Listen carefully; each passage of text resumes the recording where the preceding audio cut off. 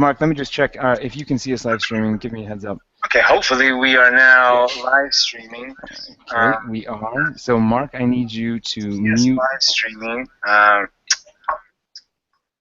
Okay, great. So we are.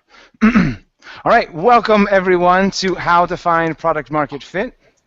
My name is Justin Wilcox, and today we're going to walk you through practical tools and techniques to go and find your product market fit. And we're going to do that with the help of Founder Institute. They're the ones who brought us together, and then we're going to play around with this brand new platform that you're now using. So let's dive in. And let's actually, first thing I want to do is just answer this really popular question that's up there right now. Brian has asked, what's the run time of the seminar? We're going to run for 2 hours today. So highly recommend you stick around for all 2 hours because we're going to have some really great interactive sessions throughout. And at the end, there's some cool stuff that you'll get to play around with and you'll get for free. So stay around with us for the next 2 hours, and we'll have a lot of fun. You'll learn a lot, and we'll answer a lot of your questions. Okay, so I just answered that question. I'm going to get rid of that. Okay, so now let's rock on and start the show. So you'll see in this live stream window, I've got 4 friends with me who are going to help create this, live interactive experience. So they're founders just like you. They're going to ask questions as they come up, and then we're going to interact, and I'm going to answer those questions. And then you have the ability to ask questions below. So as many of you can see already, you can just type in the question, you can ask it, and then other people in the session will upvote it, and then the high questions, those that get voted up high enough, I will answer.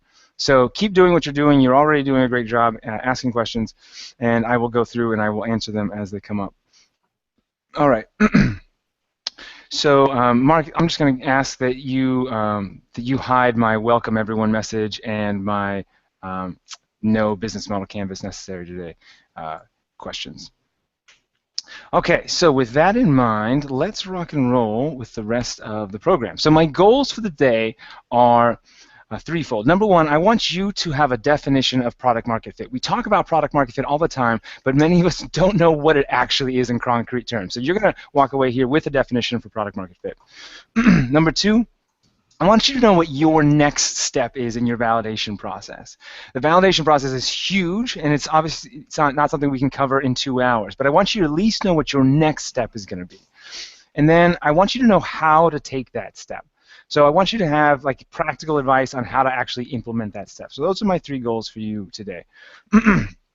Before we dive into that, though, I do want to send out a big thank you to Founder Institute. So they're the ones who brought all of us together.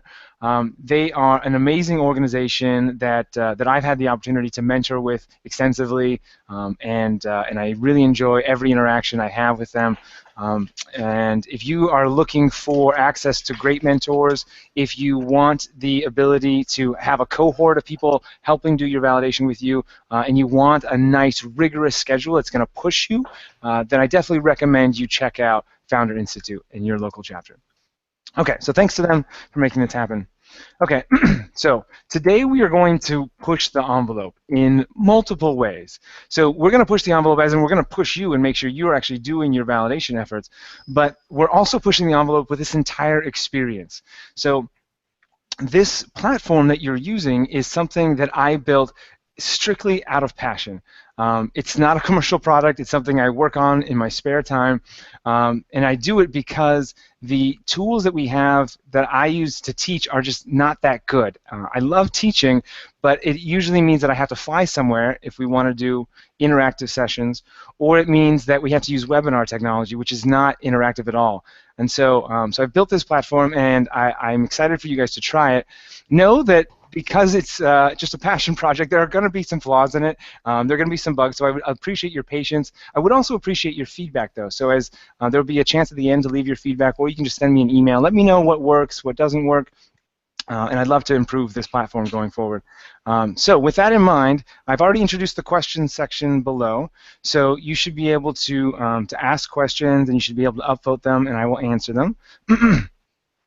And then on the right-hand side, you'll see a slide deck. And the slide deck is just one of several interactive exercises that will come up today. And that slide deck that you see there, this is obviously sort of control your own slide deck. You get to have your own copy of the slides so that if you want to roll back and you want to see something that I sped through too quickly, or if you want to speed ahead and see what's going on, or if you want access to the slides afterwards, you've got access to it immediately. So those slides are there for you. I'm now going to turn on a second activity here. Let me just go turn on the Notes tab. So everyone in my little inner circle here, just give me a thumbs up and a hi if you see the Notes tab. Great. Okay, so in the Notes tab, this is a place for you guys to actually take notes during the session. So you don't have to worry about having multiple windows open if you don't want, but you can go in there, you can add any notes, you can switch between that tab and the slides, so you'll always have these available to do what you want. You'll also notice in the bottom half of that notes section, there's a takeaways piece. So after each exercise we do, you're going to come back here and you're going to write in a takeaway. This is just something for you to help digest what we've talked about, and you can take it home with you when you leave. Okay, so that's the notes section. So go ahead and play around with the slides and the notes, get used to those things, and then as we start new exercises, then those will pop up there on the right-hand side. Okay, so I see some great questions coming in. I'm just going to look over these real quick. So we've got questions about what's an easy and cheap way to test your assumptions. I'm going to make sure that I hit that one during this talk. I can't say that there's an easy way. None of this stuff is easy. Otherwise, you would be doing it already. But we can find inexpensive ways to do that. That's for sure. We'll definitely make sure that that happens. Okay, and then how to know if you're investing in the right product? Okay, signals to watch for. Okay, so we'll definitely hit on that as well. All right, fantastic. So, Inner Circle, how are we doing? Any questions? Any issues coming up so far? You good? Yes, everyone's good? Okay, cool. So, here we go. So, let's explore the platform. We already did that. Feedback, if you have feedback about any of the any platform stuff that you've got or the talk in general, feel free to hit me up, Justin at Customer Dev Labs. Just send me an email. Let me know what worked, what didn't work. Send me screenshots if you got them. And I'd love to sort of work with you to make this better going forward. Okay, so our agenda for today. We're going to talk about who I am, just give you an introduction about who I am, what my background is, all that kind of good stuff.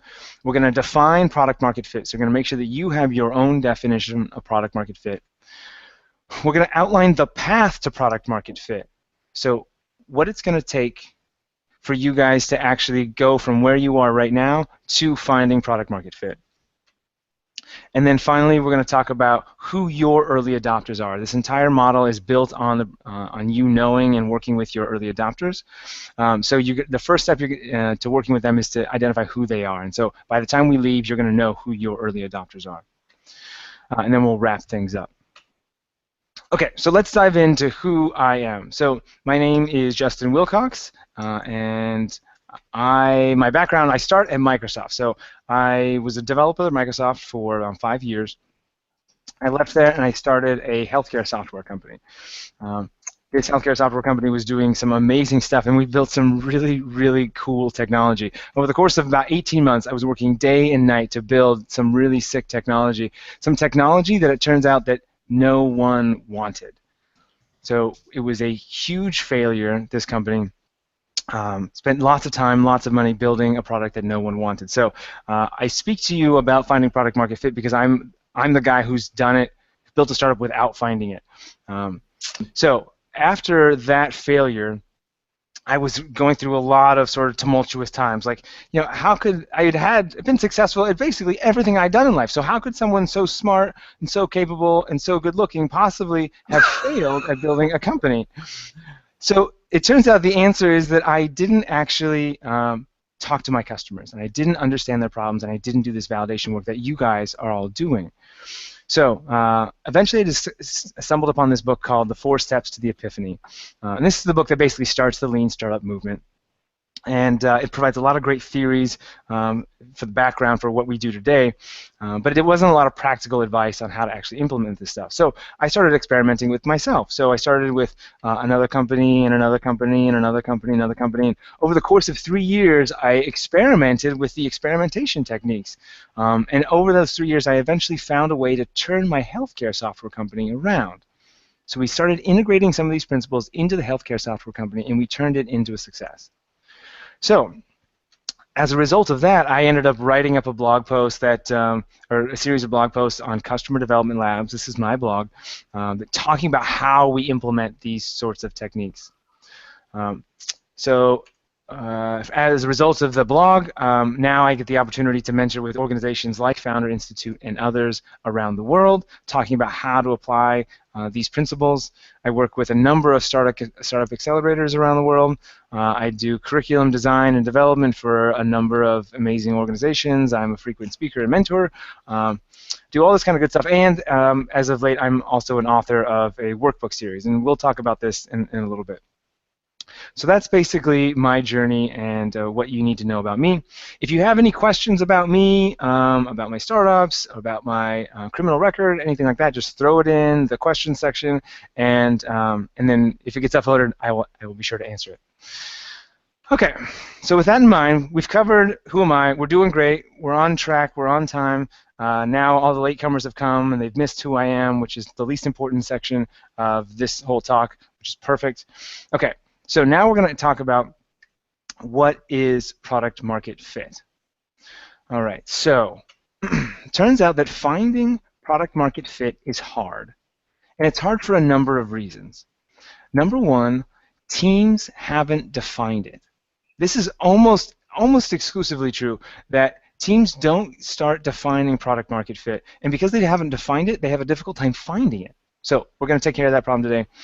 Once you know that you want to go find product market fit, it can be overwhelming. Like, oh my gosh, there's so many things I need to go test. Which ones do I start with? How do I go do it? So that we're going to solve that problem today too. And then it's not clear how to go do it. So, okay, great, I'm bought in, I want to go do it, but how do I actually implement these things? This question about like what's an easy and cheap way to test your assumptions, that's a great question. How to know if it's worth investing in the right product, these are great questions. But there's not a lot of information out there about how to do that. And we're going to try and solve all of those problems today. All right, so product market fit, what is the definition? The definition from the man who coined the phrase, Mark Andreessen, is being in a good market with a product that can satisfy that market. Being in a good market with a product that can satisfy that market. That's the definition of MVP. But obviously there's a lot of vagueness here. Right? So what exactly does being in a good market mean? What is a good market? Well, it turns out a good market is something you get to define. So Andreessen didn't define what a good market is. You get to decide that. You and your team get to decide what a good market is. It turns out your startup, your innovation initiative, is a vehicle to achieve your goals.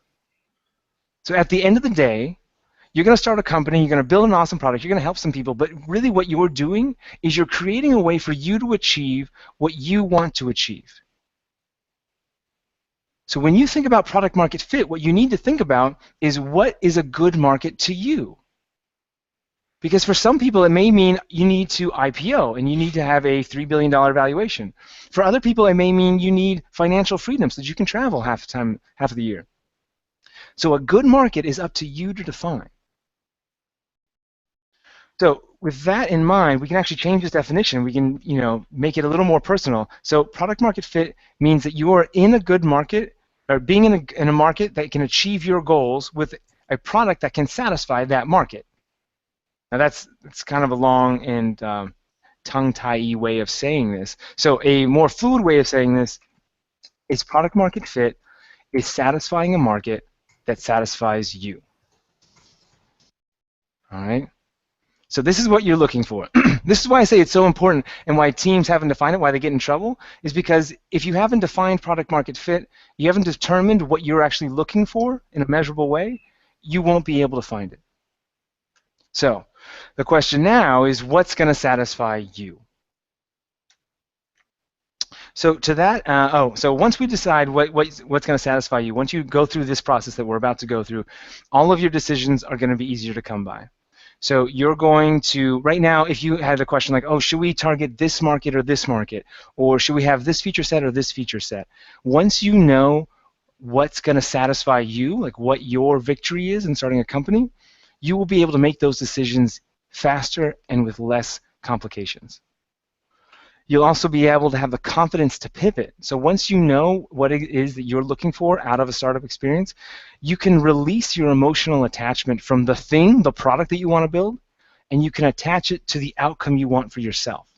So I see this all the time, especially in Founder Institute cohorts. People come in, they really want to build a product, and they're super excited about it, and then it turns out the market doesn't want that product, and then one of two things happens. They either ignore the data because they're so attached to this thing they want to build. They're like, you know, the customer's wrong. This thing needs to get built. And so they end up wasting a bunch of their time and energy building this product that doesn't deserve to get built. Or they end up basically having to quit because they're so emotionally attached to the thing they're building that that they feel like, oh my gosh, if the world doesn't want this thing, then I need to just fold. And it turns out I shouldn't be an entrepreneur. So we don't want you to have to make that choice. We want you to be able to pivot and be able to be open to the data that you're getting from your customers.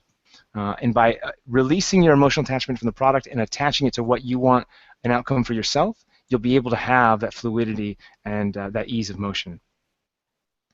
Okay, and then finally, by defining what satisfies you and what your goal is with starting a company, you're going to be able to unify your founding team. So whether you're a solo founder now or you are going to get or you have a team now, one of the conversations that doesn't happen often enough in early founding teams is that people get to know why their co-founders are actually starting a company and what they're actually looking for. The number one reason that starting teams break up is misaligned goals. And so this exercise is going to help you sit down with your co-founders and actually discover why it is they're doing what they're doing so that you can find out if you're building the same product for the same reason, and if not, maybe you guys should find different products to go build and find your vision, because now is the time which you want to figure out if your vision's aligned. Okay, so that's what we're about to go do. The first exercise we're going to jump into is called Declaring Victory, and this is going to help you define your product market fit.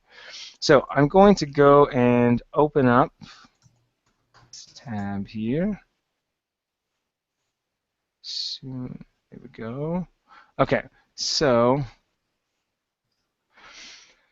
you guys should all have, I'm going to ask the folks on the inner circle to go ahead and unmute your mics just so I can interact and hear what's going on with you guys.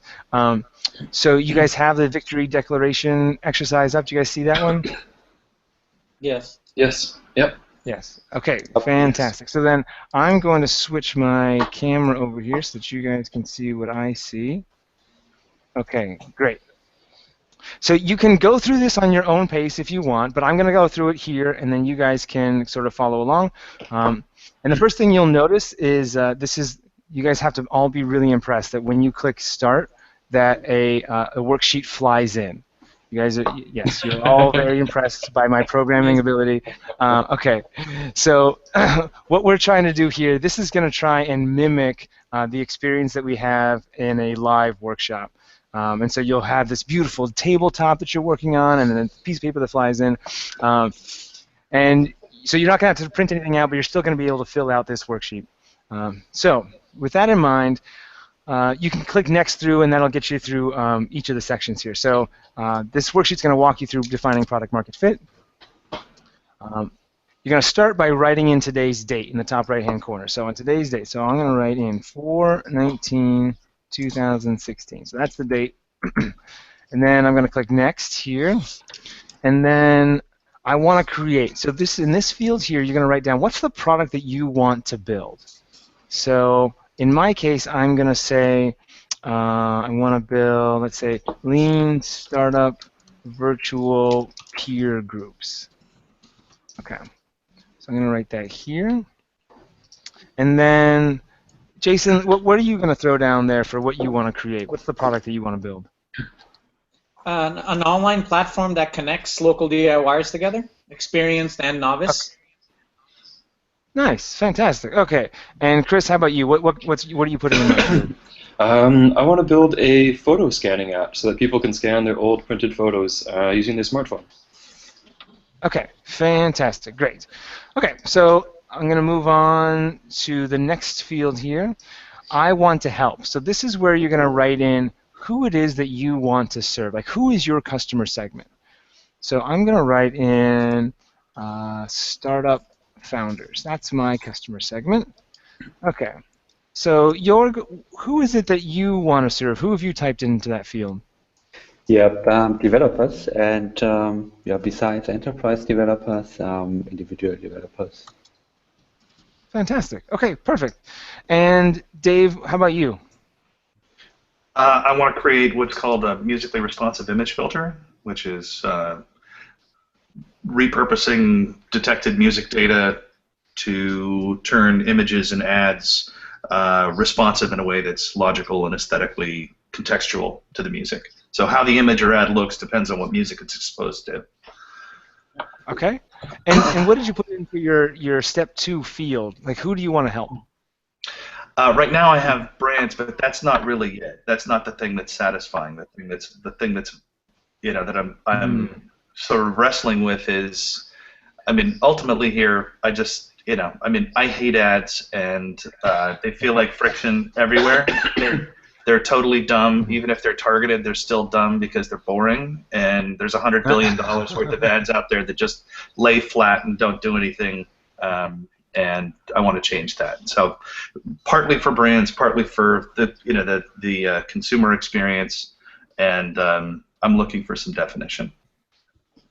Awesome, fantastic, great. Okay, so then you're headed, you're at where we want to go. That we want to start taking the shift away from this thing that you want to create, and you want to sort of shift it towards what outcome you want to experience for yourself. So that's great. Okay, so if you click next here, you'll see that step 3 is to actually fold on this dotted line here. So if you click next, you'll see that your worksheet is magically folded for you, and you are now equally impressed again that I was able to fake a folded worksheet for you. Okay, so now this is folded over. You can see this is the victory declaration contract. So you can see that it says, I promise on this date that even if it means never building a lean startup virtual peer group, and even if it means never helping startup founders, and I'm pointing to myself now, I will declare victory when I achieve, and if you click next, it'll say number of things. So what we're going to do is we're going to shift the focus away from the product that you want to build and the customer that you're attached to, and we're going to shift it to you. What is the thing that you want to achieve in your life by starting a company? So this is a very introspective experience, and I'm going to give you a couple minutes to think about it. And at the end of it, you need to come up with a measurable metric. Right? You need to have something that you can actually say to measure, have you achieved your product market fit? So some examples of things that you can come up with are things like money in the bank. If you are looking to start a company so that you have financial freedom, something that's very easy to measure is money in the bank. So you can put 1 million and then dollars in the bank can be your things. It can be number of employees. I want to start a company with 100 employees. That's what success will mean for me. That's how I know when I've achieved product market fit. It could mean an acquisition. One acquisition. And it can be an acquisition by a big company. Let's say I want one acquisition by a Fortune 500 company. It can be an IPO. It can be number of customers served. Now, it can be total people and like customers served. It cannot be the people that you've listed in the people you want to serve. So I can't say I want to serve 1 million founders or 1,000 founders. I can't do that. The reason why is that by attaching your success to someone else, to an external entity, you are guaranteeing that your success sort of depends on whether or not they want that thing. And your job during this validation phase is to go out and figure out if they want that thing. So instead of focusing on what someone else controls, you're going to focus on what you control. So instead of, if I wanted to serve 1 million founders, I wouldn't say I want to serve 1 million founders. That number is clearly important to me.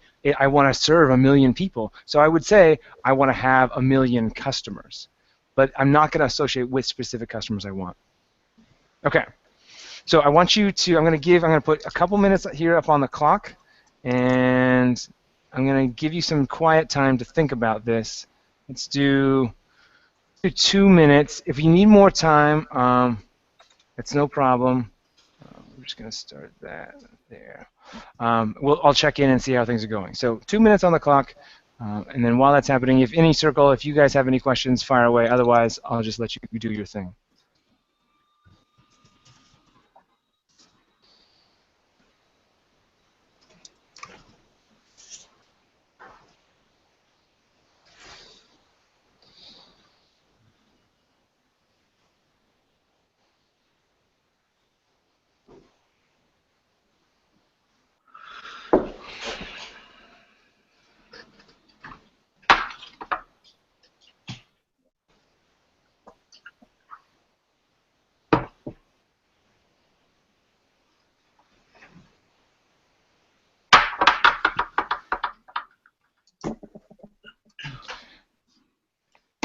So inner circle guys, give me a thumbs up once you're finished, just so I know.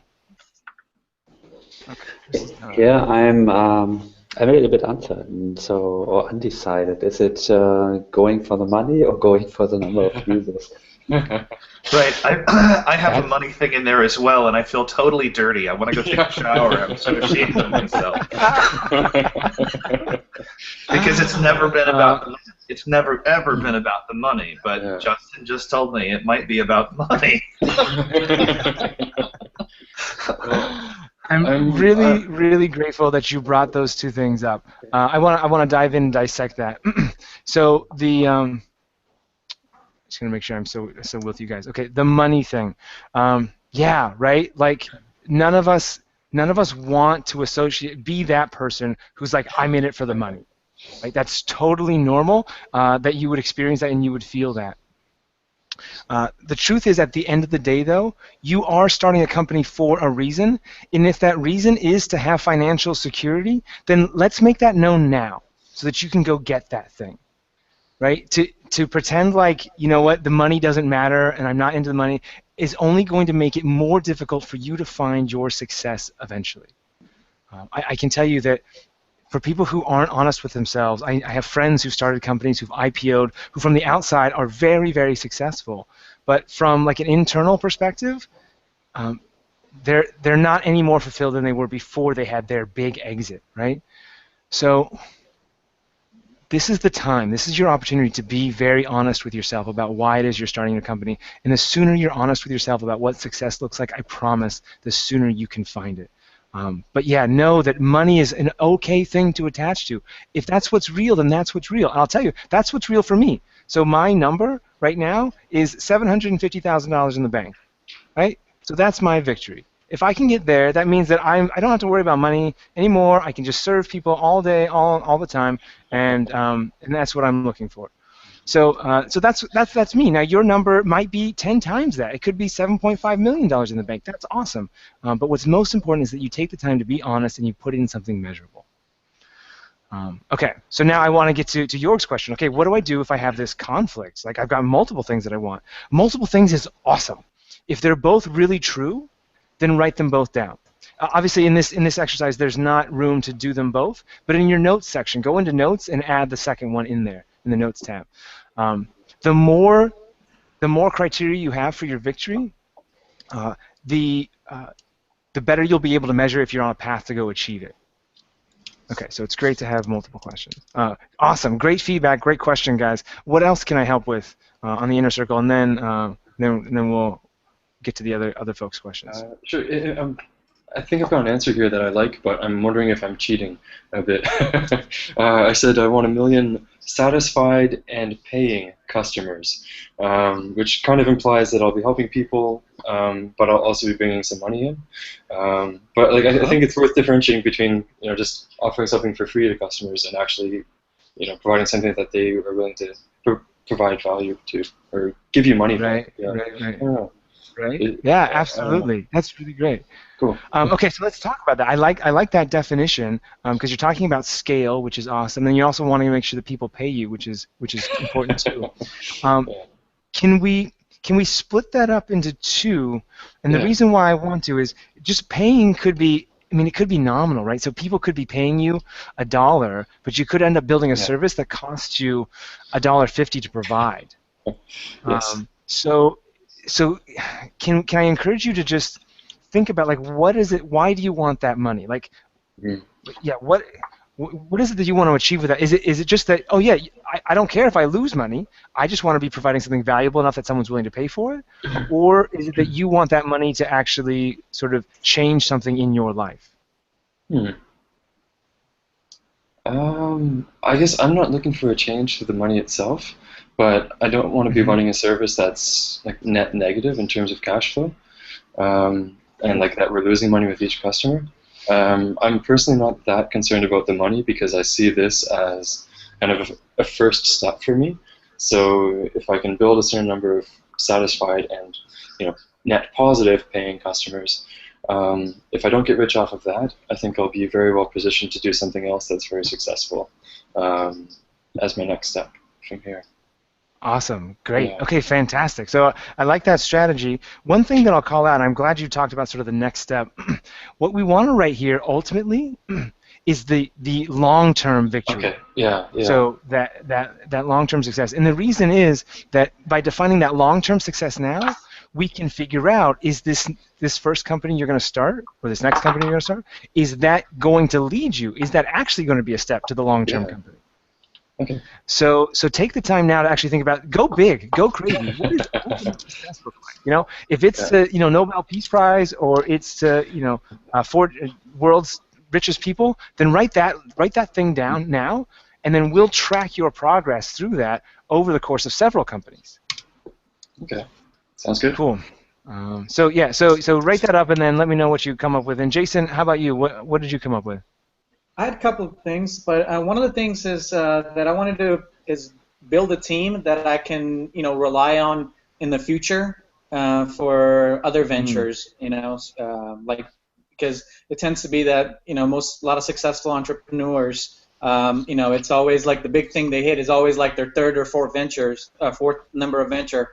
And it's with the team that they've known and worked with prior in other ventures. So that's kind of been my goal for, at least I feel like on this, it'll be a success if I can find a team that I can rely on. Fantastic. Okay, awesome. I love that. So having the team, is there a certain number of team members that like feels like, okay, if I got 3 guys or the girls on my team, then that's the right number? Or how can we measure if the team is in place? I don't know. Maybe I think it's generally. I think it is like about less than 5, more than 1 type of thing. But okay. Something manageable. I think it's like, to judge like if the team is enough is depending on how like this venture would go. Like did it look like we learned together and from our mistakes, and did we improve as a team, rather than it's something else. Okay, cool. So I'm gonna push you on this one to make this measurable, and the reason why is that what you come up with here for your victory declaration is going to determine your success metrics for the rest of your experiments going forward. So what we're going to do is we're going to start with your ultimate victory, your success point, and then as you're going to start over here, and then you're going to do experiment until you find product market fit. But every experiment's going to have basically a pass-fail criteria, and you're going to determine that criteria based on your ultimate success metric. So you got to have something measurable here in order to determine whether or not you've achieved an actual success metric along the way. So how can we make this goal around having a team and learning together, how can we make that measurable? Any ideas?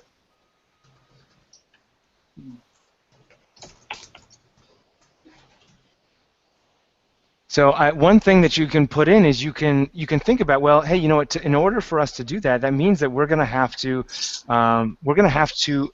build a company that generates some revenue, right? Like that we're going to have to, we want to run X number of experiments. That's going to copy the learning. So I want to build a company that generates X amount of revenue. I want a team that has at least 3 people on it, and we need to have run at least 5 experiments together. If we can do those things, then maybe that can represent your victory all up. Okay. Yeah. Does that make sense? Yeah. What do you think about that? I've been thinking something like, where we've reached a certain round of funding. I think that could be a measurable goal. And on top of that would be, again, with that team, acquiring certain number of customers. Let's say 10,000 customers. Okay. Great. I'm really glad that you brought up funding, because that, for a lot of people, that is success. Like getting funding is success. And if it is a goal for you, then definitely write that down. But by itself, I'm super excited you put on the actually generating revenue too, because getting funding by itself is sort of like saying it's a goal to write a resume instead of a goal to get a job, right?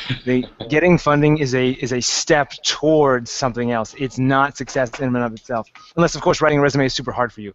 Then maybe you can have success. So yeah. So with that, I want to check in on Chris. How are you doing? What did you come up with for sort of long-term goal? Or I'm not a long-term goal. So yeah, I'm not particularly proud of this, but I've reverted back to money. I would like a large sum of money in the bank, for personal freedom. Okay. Eventually, I would like to have that. Yeah.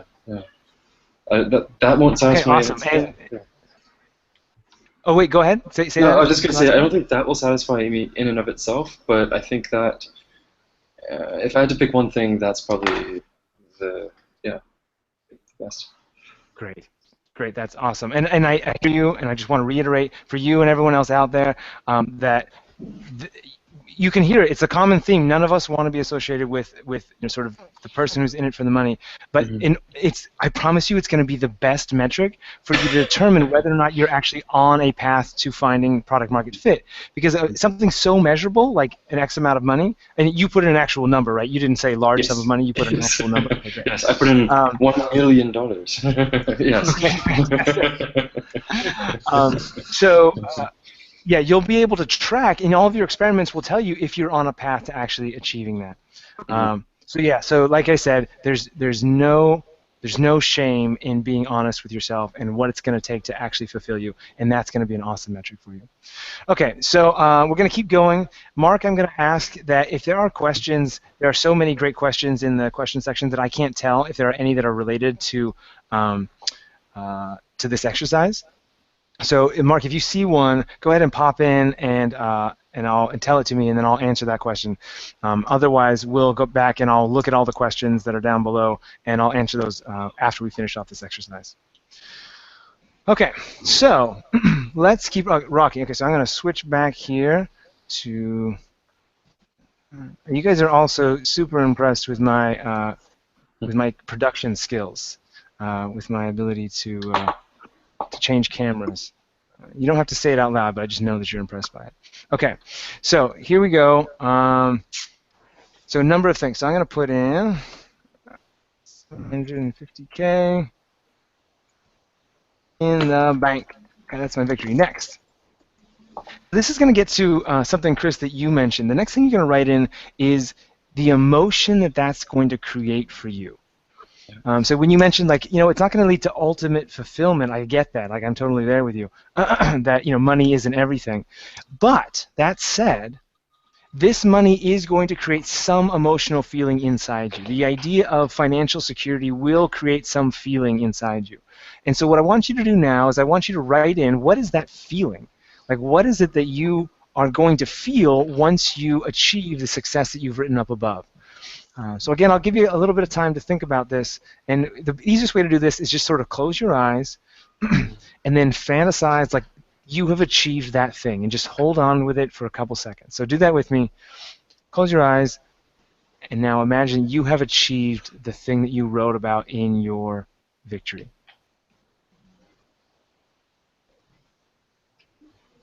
I just realized I have to change my goal.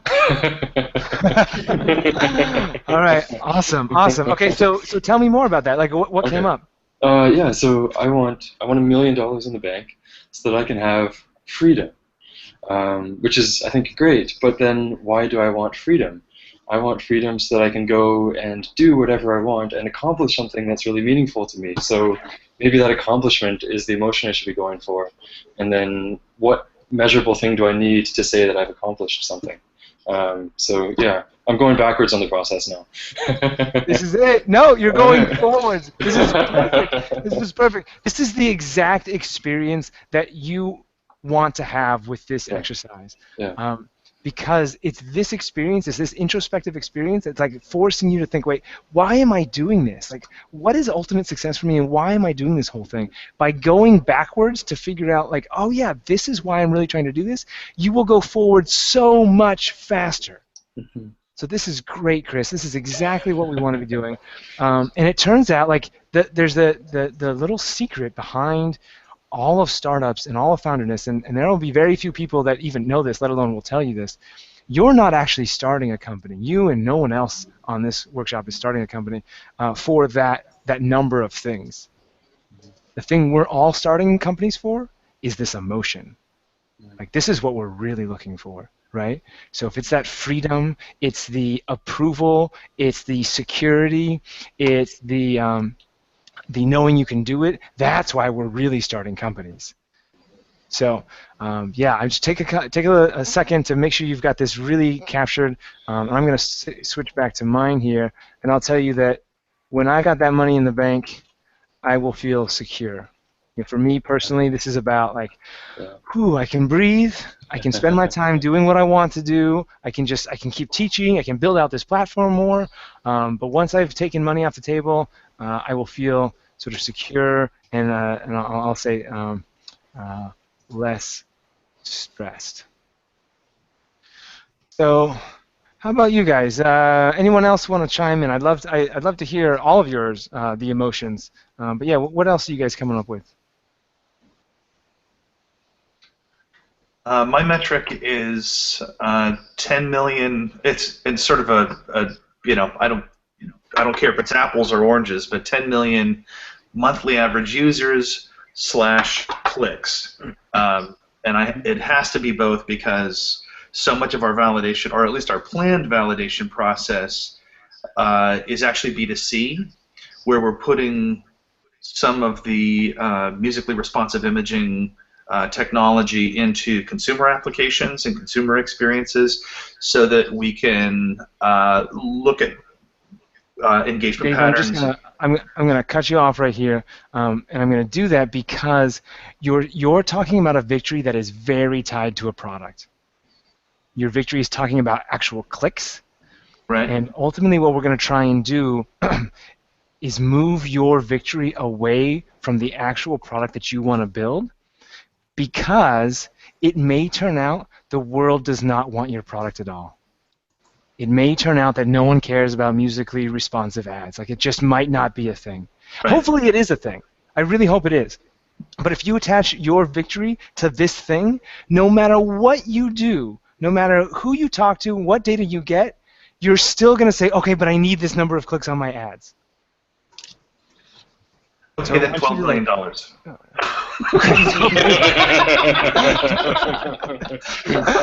Perfect. Because 12, perfect. That's 12 pre-tax is like 7 after tax, which basically is that, and puts 5 in a nice, safe, risk-averse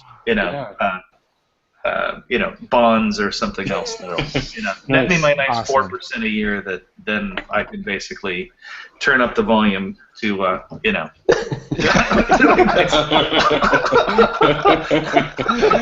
That's awesome. Yeah, I think you and I have the same idea, but I forgot to account for inflation after All right, perfect. Okay, and then talk to me about the emotion, Dave. What emotion comes from turning up the volume? validation. Yes, yes, amen, right? Validation, and not just like, you're not talking about startup validation, you're talking about personal validation, right? Yes. Yes, I'm hear you, right? Like, so much of us, we're super successful in life, in our jobs, and then we want to go do this new hard thing. It's like, can I do it? Other people have done it. Am I smart enough? Do I work hard enough? Can I do this thing? I'm right there with you, brother. I totally understand what you're talking about.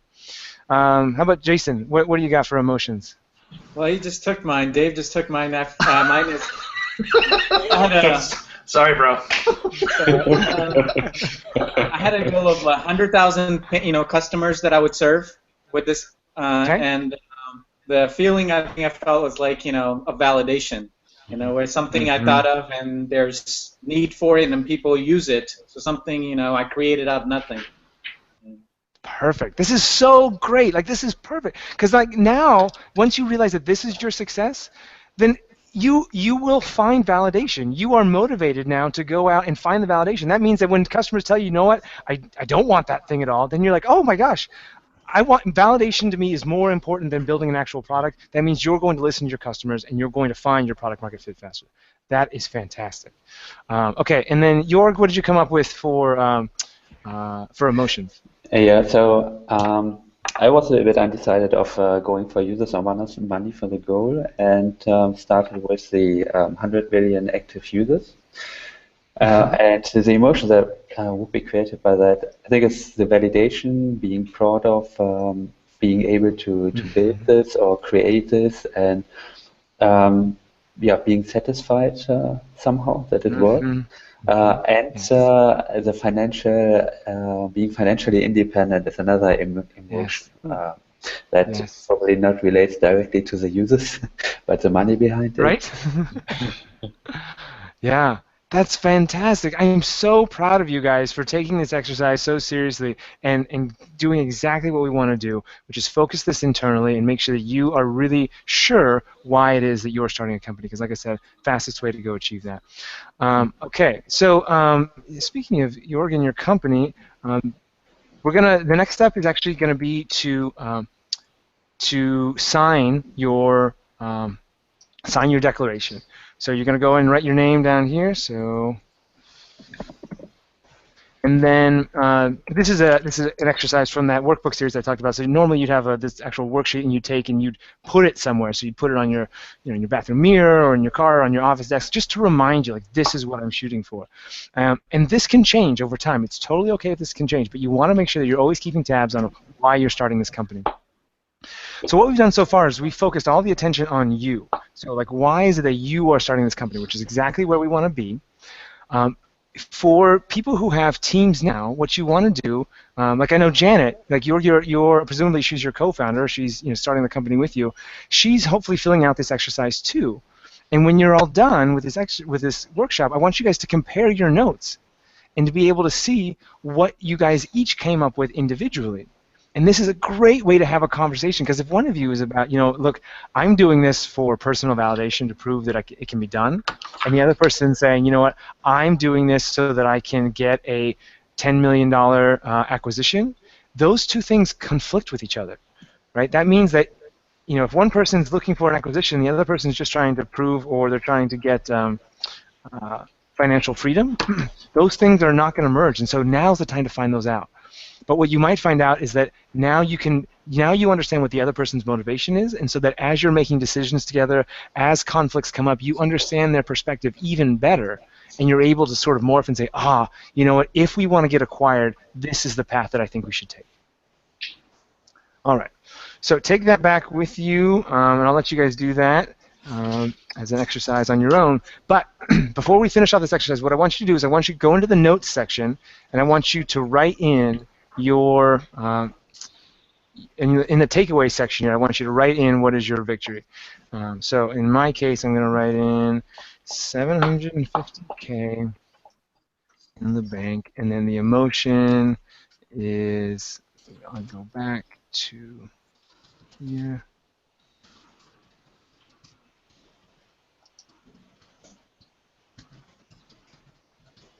Emotion.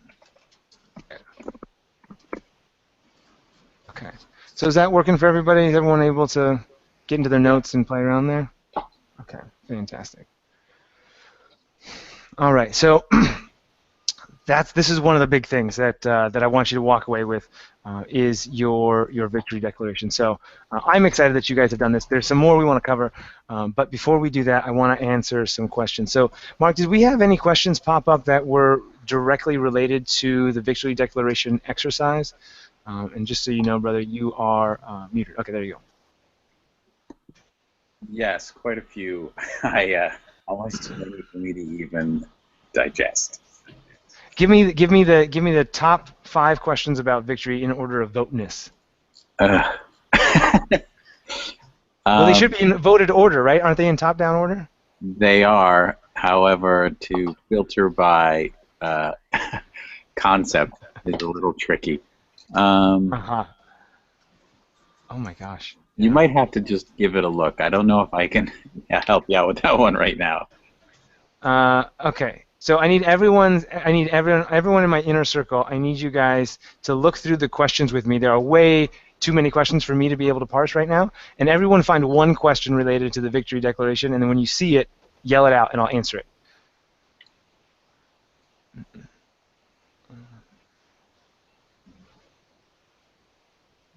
Okay. Should you have more than one victory, like a million? Okay. So this one we already answered. Yes, you should. Yes, you can have multiple victories. Great. I found one. Okay. What else do we got in here? Is the idea I will feel ecstatic when I create a company which employs 100 people, 50% are minority status, each in 100K salary. Okay. So this is the question I'm answering now. Yes, that's exactly right, Mark. Ecstatic is a great emotion, so that's the emotion that you're ultimately chasing. You're chasing ecstasy, and if you think you can achieve that by starting a company with 50% of your employees are minority and they're each making $100,000 in salary, then that is perfect. Ecstatic, I would encourage you to kind of go one level deeper and just explore like what other emotions going to come from that, because I think ecstatic you will be probably ecstatic for a short period of time, but I would bet there's a deeper emotion, something that's not so temporary, that's sort of driving this. So it could be pride, it could be fulfillment, it could be something else. So I encourage you to keep looking there, but that's exactly what we want to do. Okay, anyone else find any other questions related to? I saw there somebody said, do feelings matter? And because I had a question regarding that, like it seems like my ultimate goal is like to feel validated, right? So. But when you're if you're making decisions based off like having or capturing that feeling, like when do you know how to like shut off feelings, I guess, to where you can objectively like make decisions as you're making a team or building a product or whatever you're doing in your startup, right? So that is a fantastic question. Okay, so I'm gonna tag both of these two things. So when you talked about turning off emotions, here's the secret from an engineer, someone who has spent a lot of time trying to ignore emotions. It cannot be done. Unless there's something like neurologically wrong with your brain, your emotions are going to be there. And in fact, you are basing all of your decisions on emotions. Every single decision you make is based on an emotion. By the way, all of the decisions your customers are making are also based on emotions as well. Now, it could be you feel confident about a decision because you have data, but it's that confidence that is the emotion that's driving the decision. So what we want to do is we don't ever want to try and kill emotions, because if you do that, you're just kidding yourself. They will always be there. What we want to do is we want to take the emotions and we want to apply them in the appropriate way. We want to attach them to the appropriate things. So by moving the attachment away from the product that you want to build towards the ultimate outcome, the thing you're driving, you will now be more free to listen to the actual data. And if you are listening to your emotions as they come up and say, oh, you know what, my emotions are telling me, ooh, I really don't want to do this because we've already sunk so much cost into building this thing, then you can at least bring that into the conversation, and that can become more data. The emotions become data, not that we're trying to eliminate them. Does that make sense? Yeah. Okay, so it's one thing to talk about. It's extremely difficult to do, and there's there's probably a year's worth of webinars that we can talk about that. But I want to make sure I get to Adele's question here. I'm continually driven to achieve more.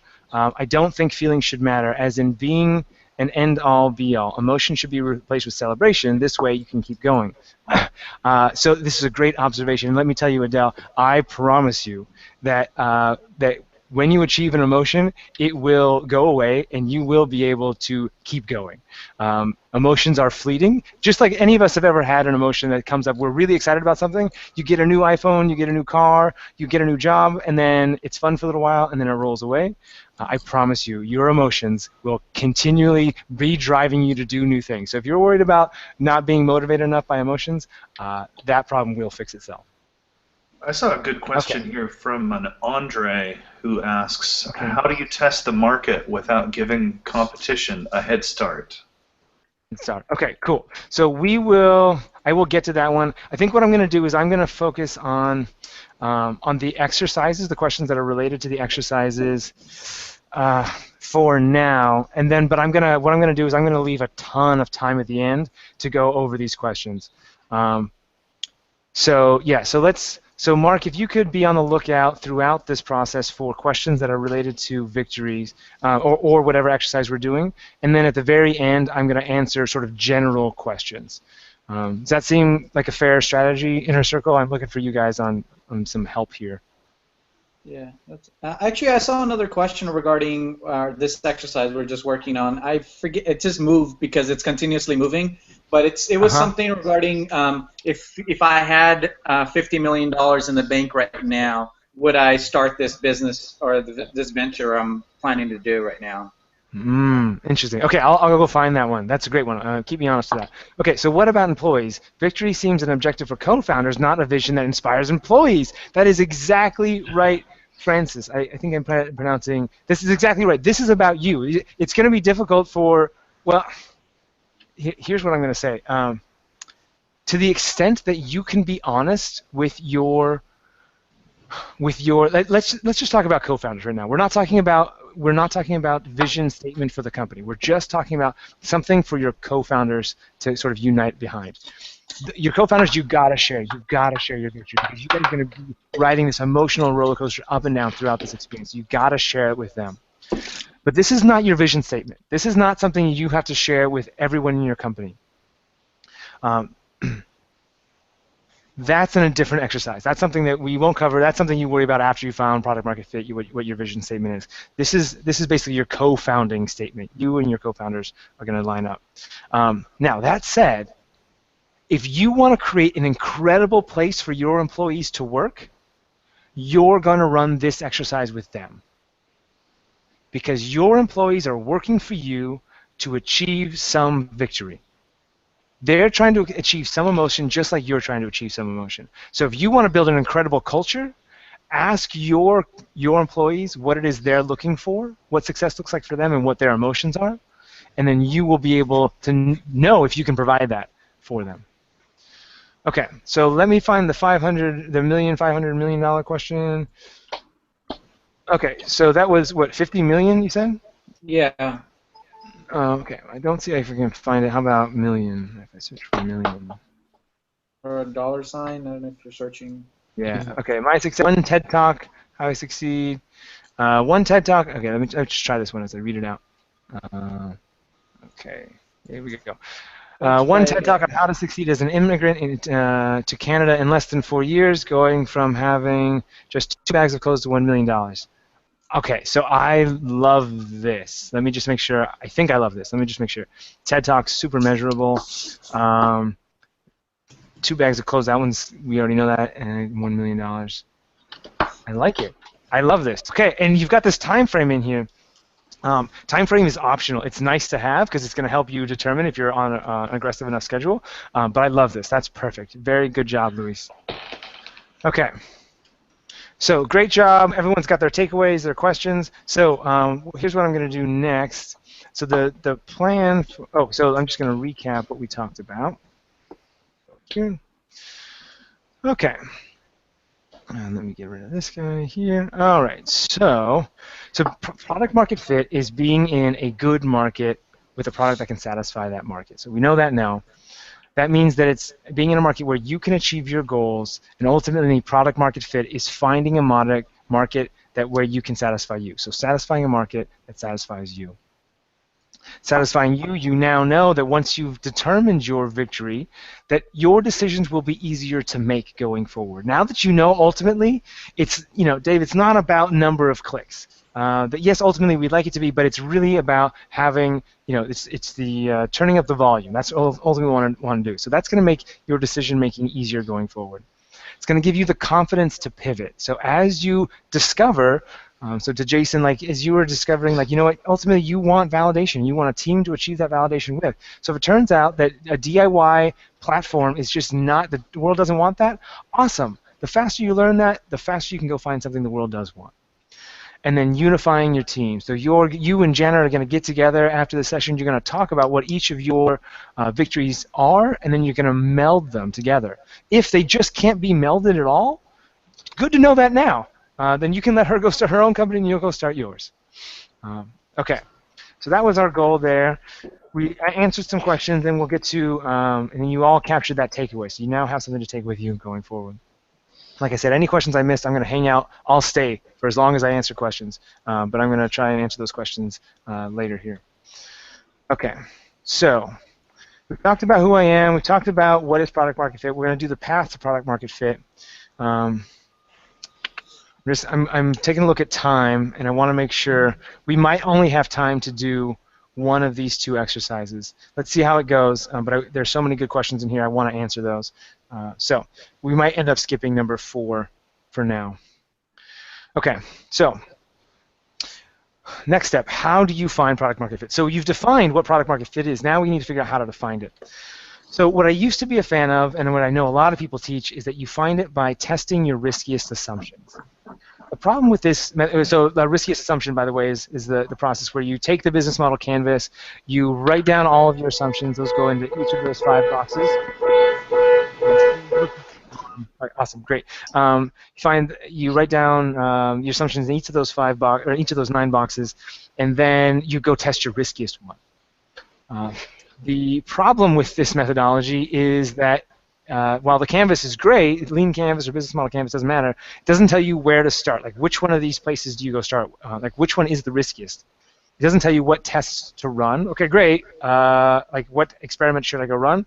And it doesn't tell you how to actually run them, how to run those experiments. So these are obviously the questions we're getting in the chat round. Like how do we actually run these questions? So that workbook series that I mentioned earlier, it's called the Focus Framework, and it tries to solve these problems. And it does it by dividing the canvas, or basically your path to product market fit, into concrete, individual, tiny steps. Just like the step we just took, that's the very first step in finding product market fit. So it's this little tiny step. Once you know all of the steps, it then orders the steps for you. So I've worked with enough startups, and I've seen the patterns happen over and over again, that I know what order is the most efficient to go and test your assumptions. You don't have to go through some exercise where you're like trying to figure it out on your own. I will help you figure out what order you should test your assumptions in. And then finally, it will give you instructions and tools for each step of the process. So just like the exercise we just did and the exercise we're going to do going forward, that's what this workbook is all about. It breaks these things up into individual sections and then orders them and gives you tools to go figure them out.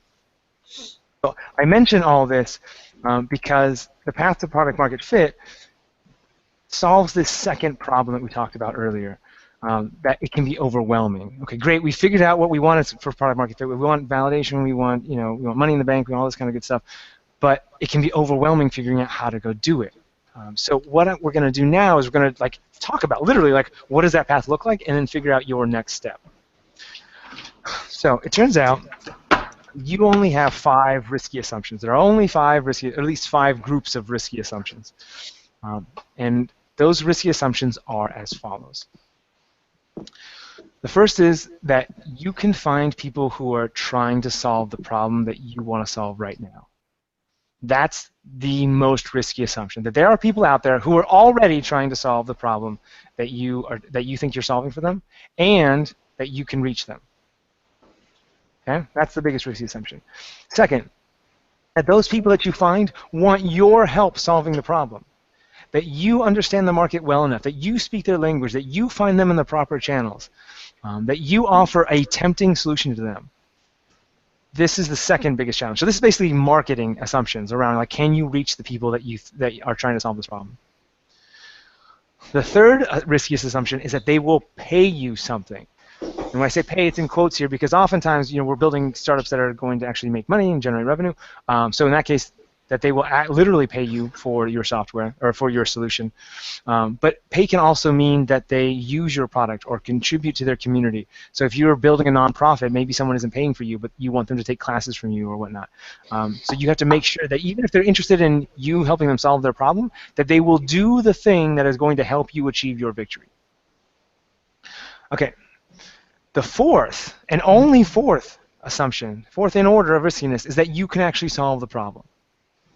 This is where you actually spend time developing a solution. Only after you've proven that people will give you the thing that you need to achieve your victory do you actually go about testing a solution. So that's number 4. And then finally, fifth, is that you will achieve product market fit. That by combining the 4 previous assumptions, that you can scale your growth and reach more customers and do it with an automated solution and all this kind of good stuff to actually achieve the goal that you just outlined. So these are the 5 assumptions that are the basis of every startup that I've ever worked with. They always have these 5 assumptions, and this is the order that I highly recommend you test them in. We'll talk about why in just a little bit. Each of these assumptions corresponds with what I call the 5 phases of product market fit. So there are 5 phases you'll go through in finding product market fit. Those phases are finding early adopters. So this first step is those group of people that are actively trying to solve the problem now, those are called your early adopters. So this first phase is just finding them. Go and figure out where they are, have conversations with them, and validate they're actively taking steps to try and solve the problem. If you want to write this stuff down, take notes on these phases, obviously you've got a notes tab that you can do that. Each of these phases has a specific set of experiments that go with them. So when you're in the finding early adopters phase, you will do customer interviews. You will have conversations with customers. So those are the tests you're going to run there. After you've done your customer interviews and you've proven there are people who are actively trying to solve the problem, then you're going to move on to offer testing. This is basically your marketing channel and your marketing copy testing. This is where you're going to offer a solution to people in different marketing channels and see which ones people actually accept. Which ones do they actually engage with? This is where you're going to test, like, am I using the right words to describe the problem? Am I using the right words to describe the product? Am I using the right channels to tell people about it? Let me tell you, people who've started a product without doing this phase always have a hard time finding their customers. So the tests you're going to run here, ad campaigns, you're going to send cold emails for B2B sales, you're going to make cold calls, you're going to reach out to people and see if they engage with you. Once you've optimized your offer, then you're going to move on to currency testing. Currency testing is where you actually test whether people will pay you the thing you need to achieve product market fit. So that means you're going to put up a landing page for B2C, you're going to do pre-sales, you're going to do letters of intent, you're going to actually test, if I offer this person a solution, will they pay me the thing that I need to achieve my product market fit? Now you're not actually going to accept the thing, you're going to have conditional terms because you won't have built a solution, but you're going to test, will they actually give you the thing that you want to build? Once you've proven that they will pay you the thing you need to achieve product market fit, that's when you start what we call utility testing. This is classically the MVP stage. When we think about like building like a concierge MVP or Wizard of Oz MVP, it's going to be a manual solution. It's not going to be a software solution now. And the reason is software is really fun to build. I'll tell you, I love building software, but it's the most expensive way to solve a problem. Far less expensive is to solve it manually, to solve the problem, and then you'll be able to change the solution much faster by doing it manually, by just solving the problem yourself. So for a DIY network, just connecting people yourself manually is going to be way more efficient as far as your validation goes than doing something in an automated fashion. Okay, and then once you've proven you know the manual solution, now you go on to scaling. So this is where you scale to actually achieve your product market fit. Here, this is when you start automating your solutions. You're going to take that manual solution, you're going to build it into software. This is when you're going to start targeting larger and larger segments, because at the beginning you're targeting just the early adopters, just the people who are actively trying to solve the problem. Once you start scaling, you're going to start to grow to more and more people. Okay. So those are the 5 phases of product market fit. Inner circle, guys, any questions there about these, this stuff? And then while I do that, so Mark, if any questions come up, if you see any questions about product market fit, just take a note of them, and then I'll, or about these phases, and then toss them my way. So inner circle, guys, any questions about this stuff? Good, you're all good. Okay, great. So now the fun part is, what phase are you in? Let me just, something I want to, there's one other thing I want to talk about. The reason why we fail. The reason why we all fail, including myself, is that we start here. We start down here. What we do is we see other companies be successful, and then we try and emulate them. And it turns out other successful companies they don't start with an actual big product. Oops, they start with their early adopters. And so if you're having trouble, if you end up failing, it's because you started here and you couldn't use any of the information from these assumptions. And they all feed into each other. Like, you can't build a great software solution until you've proven you can solve the solution. The best way to solve the problem, the best way to do that is with a manual solution. It's not worth solving the problem at all if you can't actually generate sales and make money. Twitter. And it's not actually worth, you won't be able to actually charge anyone money if you can't reach them.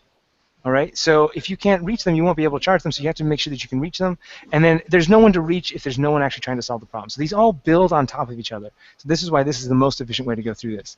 That said, most of us we're already somewhere in this phase, and so I want to tell you like what your next phase is, what your next step is, because let's say you're already on manual solution. Well, let's go test and figure out, do you have the right manual solution? Have you done all these other things? Because maybe you can sort of skip these steps. And if you can, then great, you'll just keep going. And if you can't, then we'll point you back to the right direction where you should start. So what phase are you in? Next thing we're going to do is, yeah, go for it. Oh, my name's Justin, but that's okay. Chris is here, unless you want to ask Chris. No, I get that. Yeah. Justin, on the phases, if you go back a slide before this, you mentioned the way I'm going about this right now is I'm offering like an offer testing first to find these early adopters, and then trying to do customer interviews, and is that or are these in, like you're saying, are these in order of phases that you would go or recommend? Great question. Okay, so that is a way to find early adopters, to go and put together ads. That is a way. The problem is it's not particularly efficient because the interviews are going to tell you what the best channels are, and they're going to tell you the best messaging to use. So you're sort of playing kind of a shotgun approach, like, oh, let me try this channel to find customers, let me try this one, which will work eventually. It just isn't particularly efficient. I don't know if we're going to get time today. I'm going to try, but there's an exercise that's actually going to tell you where your early adopters are, like how to literally find them without having to do ads. So hopefully without having to do ads. So hopefully we'll get time to do that, and if we don't, I'll just allude to it a little bit at the end. But great question. So it can be done, but it'll be more efficient to start with the early adopters, the interviews, and then use those to go do your offer testing. Cool. Any other questions? Great. Here we go. So what phase are you in? So we're going to do a product market fit assessment. I'm going to show you a little tool, and it's going to walk you through basically what phase you're in. So it's going to tell you what phase you're in. It's going to tell you what your current riskiest assumption is, and then it's going to tell you your next step to go test it. All right. So with that in mind, let me turn on the product market fit assessment here. So I'm going to make this active. Okay, so hopefully you guys all see the product market fit assessment. I'm going to turn to camera 3. Here we go. All right, so what you're going to do now is you're just going to answer these questions. So I'll do an example here. Have you launched your product? Let's say no. Well, actually, let's say yes, I launched my product. Our customer's paying for it. No. Our customer's using it. Yes. Why aren't they paying for it? Well, let's see. Product isn't high enough quality. Okay, so in this case, my riskiest assumption is that customers will pay me enough for me to achieve product market fit. My current phase is currency testing, and my next step is to charge customers via pre-order and letter of intent. So that's how this assessment works. So you guys go ahead and answer this on your own, and yeah, and then let me know if you have any questions.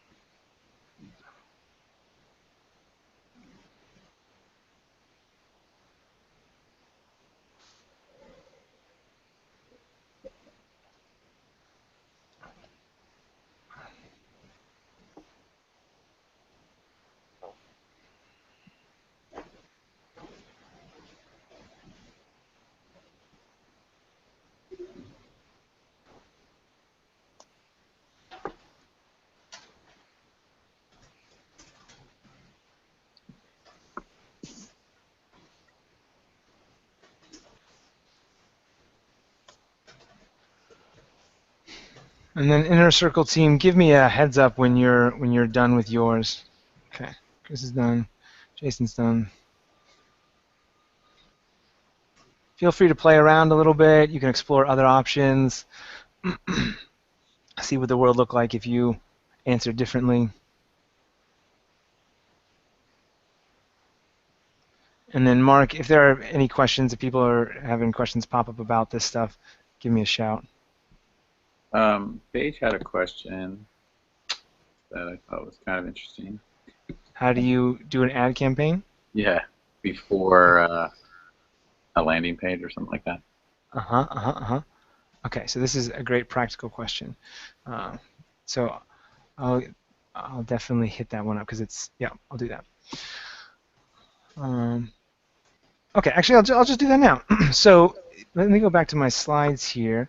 So Paige is asking, okay, she says basically, if I can paraphrase, I'm doing this landing page thing, but how the heck am I going to run an ad campaign if I don't have a landing page? Turns out you're going to have a landing page for your currency tests. You're just not going to measure any conversions for it. You're going to send people somewhere, maybe you even collect people's email, but the real test, the thing you're going to be testing is the ad campaign. You're going to test, can you get people to even go to the landing page? So, great question. Once you've optimized that you're getting people to the landing page, then you'll start actually optimizing and do real landing page tests there. So hopefully that answers your question. If it doesn't, go ahead and toss another question in there, and we'll kick it out. Okay. Cool. Okay, so inner circle guys, what do we got as far as assessments go? How did it go? What was your experience, and what came out of it for you? So probably I start. Yeah, I'm going back and forth with the different steps. So I would say we have the early adopters. So we are having interviews and calls with people that have the issue or the problem and are looking for help solving it. We are interviewing them, talking to them. That works. As the next stage, can I see the slides? Oh, you want the slides? Okay, sure. Yeah. Let's do. There you go. Okay. So you say. Thanks. Yeah, I would say the finding early adopters is what we finalized already. Now we are a little bit, we are doing different channels, direct, the cold emails part, we are doing ads for landing page, we see sign-ups for our sign-up forms, answers for our emails, interviews with people that work on that. So I would say next phase, currency testing, I guess that's at least one area where we are thinking about, or where we can be in. We have talkings, but no one pays yet for what we are offering them and what they are testing them. On the other side, with 100 million active users and not being the money the goal, we would even skip this part if they are happily using it. So with funding and having enough money to continue on this path, we would be happy with increasing our user base without having them paying us. So I'm really glad you brought that up because Pay is in quotes here, because for you, you're right. Like if money isn't important, it's the users that really matter. Then the payment you're looking for is that they will actually use the product. So things that you might do to test whether or not they'll pay you your currency is can you have a download link or sign up, put in your email address, and then you'll be able to download this tool, or subscribe to this tool. And if they take actions that tell you that they're genuinely interested in using the product, then that's what you want to do. Like that's how you're going to measure usage. You can also do things like in the App Store. You can create, this isn't for you, but for other people, you can create an app that actually gets downloaded. So it's a skeleton app. It's a very basic functional app. Well, first thing you do is you test, do people click on the links to actually go to the iTunes Store or the Google Play Store, and that's going to test if they're interested in using it. Then you want to test, do they actually download the app? And then you're going to put in some like skeleton code there, just enough to get approval in the App Store, and just measure approvals, measure downloads. And then anyone who buys if it's purchased, well, that we'll talk about. Actually, if they purchase it, you're going to do a pre-order for the app, so you don't collect their money, but you collect their credit card information. And if you do like a free app, it's going to download and have some very basic functionality. It says, "Great, this app is coming soon. We'll notify you as soon as it's available." Great. Okay, so did the tool match up? Did the tool sort of align with your expectations when you answered the questions? Did it tell you, hey, this is your riskiest assumption? A mixed experience, I would say. So I couldn't really decide if I achieved all the steps, or I couldn't give always a clear yes or no in the tool, and it leads to a little bit different phases then. And what question got tricky? Which one was it hard to say yes or no to? So, for example, are customers paying for it? Is it a yes or no? Yeah, so I would say no. No one is paying it. Yeah, but on the other side, what happens if you answer yes to that question? Because for you, payment isn't actual money. Yours is usage. If people are using it, then what happens if you answer yes to that? Okay. While you do that, I'm going to hit up Chris. So Chris, what did the tool pop out for you as your riskiest assumption? Sure. So I actually went through the tool kind of with 3 different branches of kind of 3 different paths to market that we're taking, but I'll focus on the main one here. So I want me to just run through the decision tree really quickly? Sure. And I'll do it with you. I'll do it so that everyone can see. Let me just get over here. Okay. Okay. Go for it. Okay, so have you launched your product? Yes, we've launched. Okay. Are customers paying for it? No, it is completely free right now. So yeah, you got anyone listening, check it out. Are customers using the product? Yes, they are, and I think they actually really like it. Why aren't your customers paying to use the product? Because we are pursuing a freemium model and haven't built paid features yet. That is exactly the reason right now.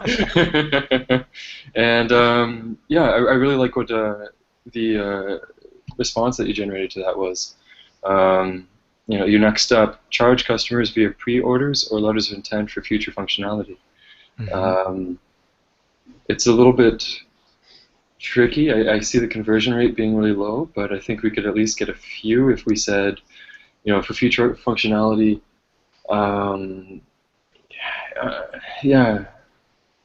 Well, it gets a little complicated. So right now we kind of have everything open for free, but in the future we're going to kind of condense our free offering and make some of these services that are currently free only widely available or through a paid model. So it's hard to ask customers to pay for things that they can currently get for free. But yeah, maybe there's something we can do there to like take service away in some level, and then I'm not sure. Am I being a little bit too vague there, or do you understand what I'm saying? Yeah, I know exactly what you're saying, and this is a problem that a lot of companies run into in the freemium model. That ultimately, like, okay, we got some users, and now we're going to try and charge people, and they're not going to pay. Right? They can get the content elsewhere. So if you're going to pursue a freemium model, you got to test the paid stuff to know if freemium's going to work out. It turns out freemium isn't actually a business model. You've been lied to. Someone has told too many people that freemium is a business model. Freemium is a marketing strategy. Yeah, You offer yeah, a yeah. free thing to go acquire customers, but you only do that after you've proven that some people will pay for it. So you want to Yeah. go backwards. So what you want to do is you want to test out. Okay, can I find anyone who will who will pay me for this functionality? Mm-hmm. So sort of roll back and say, who's going to pay me for this functionality or for something at all? Once you've identified that there are people out there that will pay you for it, then you're going to test, if I offer some stuff for free, do those people end up converting to paid? Yeah. Yeah? Okay. Okay. So I love this plan. I love you doing some pre-orders and testing because ultimately for this to be a real business and for you to achieve product market fit, people got to pay for it. So before you do anything else on the freemium side, go prove that people will give you what you need to go achieve product market fit. Cool. Dave, what do you got? Your microphone's muted, Dave. Oh, yeah. Thanks. Sorry about that. No worries. So I've gone through this a couple of different ways. We are, according to your flow here, we're still in the interview process. We've got a number of trial partners, basically, conceptually signed on, very interested, but we're still, defining what the different implementations would look like, and but everything's been very sort of like lean forward. They're we just need to build the thing. Walk me through the flow. Let's go through this flow together, because So if you launched your product, no.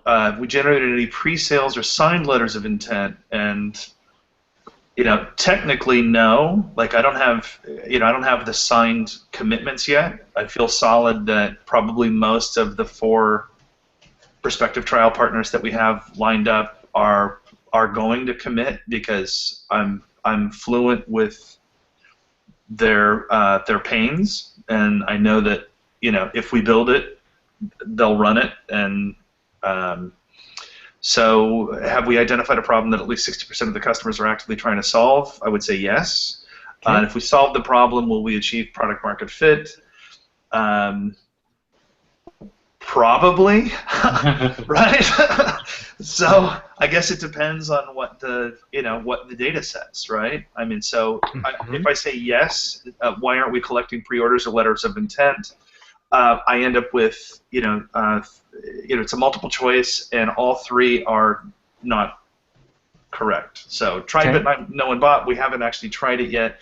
Don't know how. That doesn't really work, because I definitely understand the process of securing letters of intent and getting pre-orders. And the third option of can't find customers to pre-sell doesn't fit either, because we do have those customers lined up. So I guess just sort of situationally where we are right now, I'm not sure exactly how to answer this. So let me ask an open-ended question. Why haven't you gotten those letter of intents? We're just, I think that's going to be the natural outcome of the rest of the interview process. We basically, I think, to answer your question correctly, it's because the way that I did my outreach was less formal than your process would have prescribed. And so what I've walked people through was sort of, meta solution. And what I need to do probably is go back and apply some, procedural process to it and say, if we can build, X, can we run the rev share program, or, run a shared dashboard so we can actually, see the analytics together and all of that. Uh-huh. All right, so I think we might be on the same page, but I just want to make sure. It's really easy for customers to tell you that they like your product and they're interested in their product, and it's really easy for them to tell you that they will even use your product. It is very difficult to get them to pay you to use the product, even if you're best friends. So this letter of intent phase is sort of it's an interim step. right? And it's going to prove, okay, do just a little bit of work for me to prove that it's worth me doing a lot of work to go and solve this problem.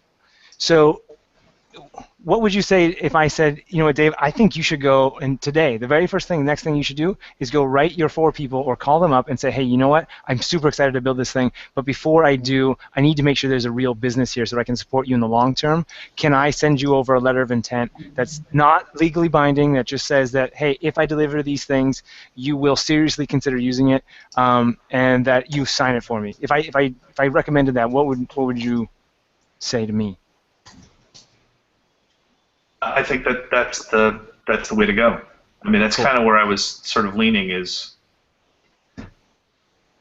that's the natural, I think, the natural flow here. And I like the way that you put that about, you know, I need you to invest a little bit of work before I go do a lot of work to actually build the thing. Exactly. And I don't anticipate that I would get a lot of pushback, you know, on this process, and they understand that basically I'm out lining up strategic investors to build the thing, and that essentially what I'm providing to those investors is signaling from you know, the ad networks and the you know, the services, the you know, the mobile and web outlets where the technology would run. Gotcha. All right. Okay, good. So I like that. We're on the same page. We like that strategy. By the way, I would say unsure. The answer is unsure. If you if you saw if you saw the problem, will you achieve product market fit? Because when you say like, I don't know, go back and follow the unsure path if you haven't already, just to see where that goes on. That's gonna point you down. Since you've already declared your victory, there's a process where you can actually set out your goals and determine whether or not you will achieve product market fit by building that solution. Okay, so takeaways. I'm going to move on to takeaways. While we do this, Mark, if you've got any questions that popped up about the tool, I would love to hear them. Meanwhile, we're going to hop back onto camera 3, camera 1. Okay, so for okay, we just cleared that. Okay, questions and takeaways. So what I want you to do is I want you to write in your notes section, I want you to write down what your riskiest assumption was. So write down your riskiest assumption, write down what phase you're in, and write down your next step. So let's see, it goes in here, down, oops, wrong one, notes, here. Down here, just down in here, write in your riskiest assumption, phase you're in, so let's say currency, testing, riskiest assumption, pre-orders, and next step, create a landing page that takes pre-orders. All right, so hopefully you guys all have a sense of what your next step should be. If you don't, toss it in the questions, and I will try and answer it later. Okay, so I want to, before we go on, okay, here's my dilemma. My dilemma is we got tons of questions, and I really want to answer them all. And then the other dilemma is that I've got this exercise that's gonna help a lot of you guys, especially like Jason when you asked about like how do I find you know, these people with the ads. With your permission, what I think I want to do is I want to split the difference. I want to spend 10 to 15 minutes on the exercise so that you guys can figure out where your early adopters are so you can make sure you're having the right conversations. And then what I'm going to do is I'm going to answer the questions, and I'm going to spend probably an extra half an hour answering the questions. I'm going to try and get to the most popular ones during the last 15 minutes of the session, but then I'll stay late trying to answer those questions. What do you guys think? Oh, and then there'll be a video that's available afterwards, and you guys can, if your question doesn't get answered during this time, you have to leave. Then you can go and look up the video, and you can find your question back in there, and then hopefully we'll be able to answer that. Does that seem fair? Everyone on the inner circle say yes, because that's the plan we're going to do. Yes. Okay, good. Oh, glad you're all in agreement. That's really convenient. Okay, great. So with that in mind, let's take a look real quickly. I'm going to probably fly through this early adopters thing. So let's turn this one on. Make this active. So this is another worksheet. Okay, early adopters. Now mine, there we go. I had to go click on it. Do you guys all see the early adopters? Does that show up for you? Yes. The Yes. adopter worksheet? Okay, great. If it doesn't, if you guys have any problems, you can always refresh. Just make sure that you, on the notes section, you copy your notes before you refresh. Okay, so early adopters. Let's talk about what these are and where yours are. Okay, here we go. So this entire process is predicated on knowing your early adopter. So even if you're on one of these other tests, these other phases, currency testing or utility testing, wherever, if it turns out you fail, you encounter a failure, one of the things you can do is you can roll back and you can go and re-find your early adopters. So know that if something goes wrong, this experience is still going to be helpful to you. Okay, so who are early adopters? So many of you are already familiar with, it's called the Diffusion of Innovations Curve. It's made famous by a book called Crossing the Chasm. And there are, in short, there are four main segments that we care about. And this is the path that you will acquire customers. You're going to start with early adopters. You're going to get your early majority, your late majority, and your laggards. I'm talking a lot about early adopters, so in this exercise, you're going to figure out, like, who are those people? How do we define them? Now, ultimately, you will achieve your victory by serving the early majority. This is who's going to help you achieve your victory. But in order to go and find them, to get these people on board, you have to start with early adopters. You cannot start with your early majority. They do not have the problem bad enough that they will actually trust an unknown quantity like your startup. So instead, you need to go and start with your early adopters. So the question is, who are they and where do you find them? Okay, so what I want you to do is in your exercise, I want you in your segment piece, I want you to write in who is your segment. So in my case, I'm going to write in startup founders. So all of you guys follow along with me there. And then you're going to fill in, oh, this part you don't worry about. Just know that your victory comes from early majority, but you're going to start with your early adopters. So to define your early adopters, we're actually going to start by defining the laggards. Oh, sorry. Before we do that, you're going to write down the problem in your customer's words. So put yourself in the shoes of your customer and describe the problem as they would to me. So imagine I'm sitting in front of your customer. Write down the answer to the question. If I ask them, what's the hardest part about doing your job or doing your role or being you, what would they tell me? So once you write that down, give me a thumbs up in the inner circle, and I'm going to ask you guys just to really quickly list it off so I can make sure you got this right.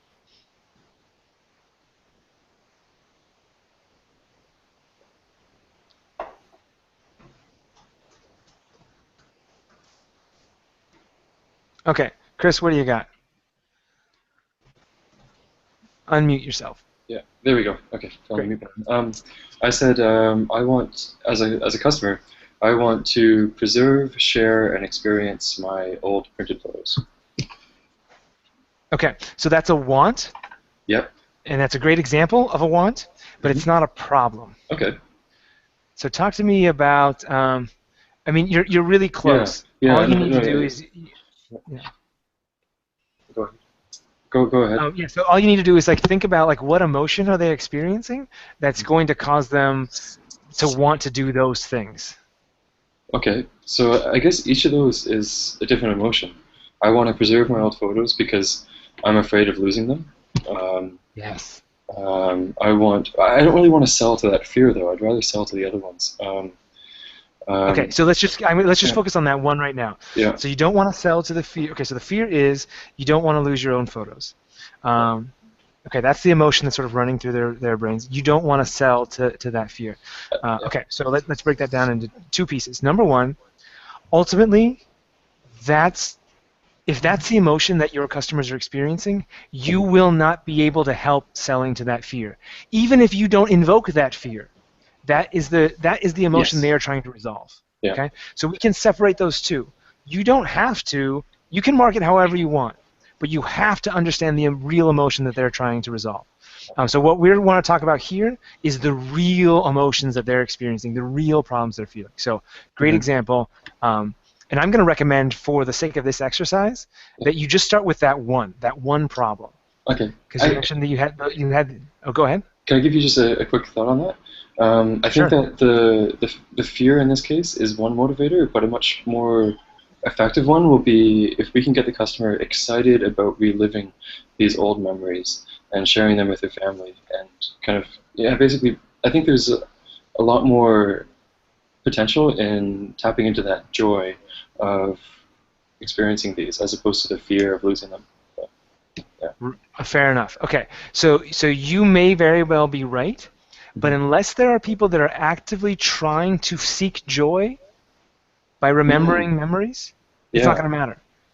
So, but there might be, there might be people who are like the problem they're experiencing is, I'm depressed, right? I've just broken up with my significant other, or I've gotten divorced, or someone has passed away, right? Like, these are real problems that people have, and so they want to remember someone. So take that same notion that you want for the world, and then phrase it as if it is a problem, and then we'll see if people are actually trying to solve it. Okay.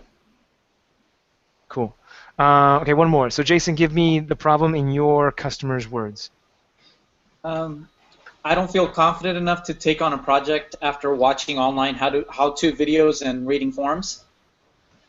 Okay, I don't feel confident doing DIY projects. I love it. That's a great problem. Okay, awesome. And it's even got an emotion in there.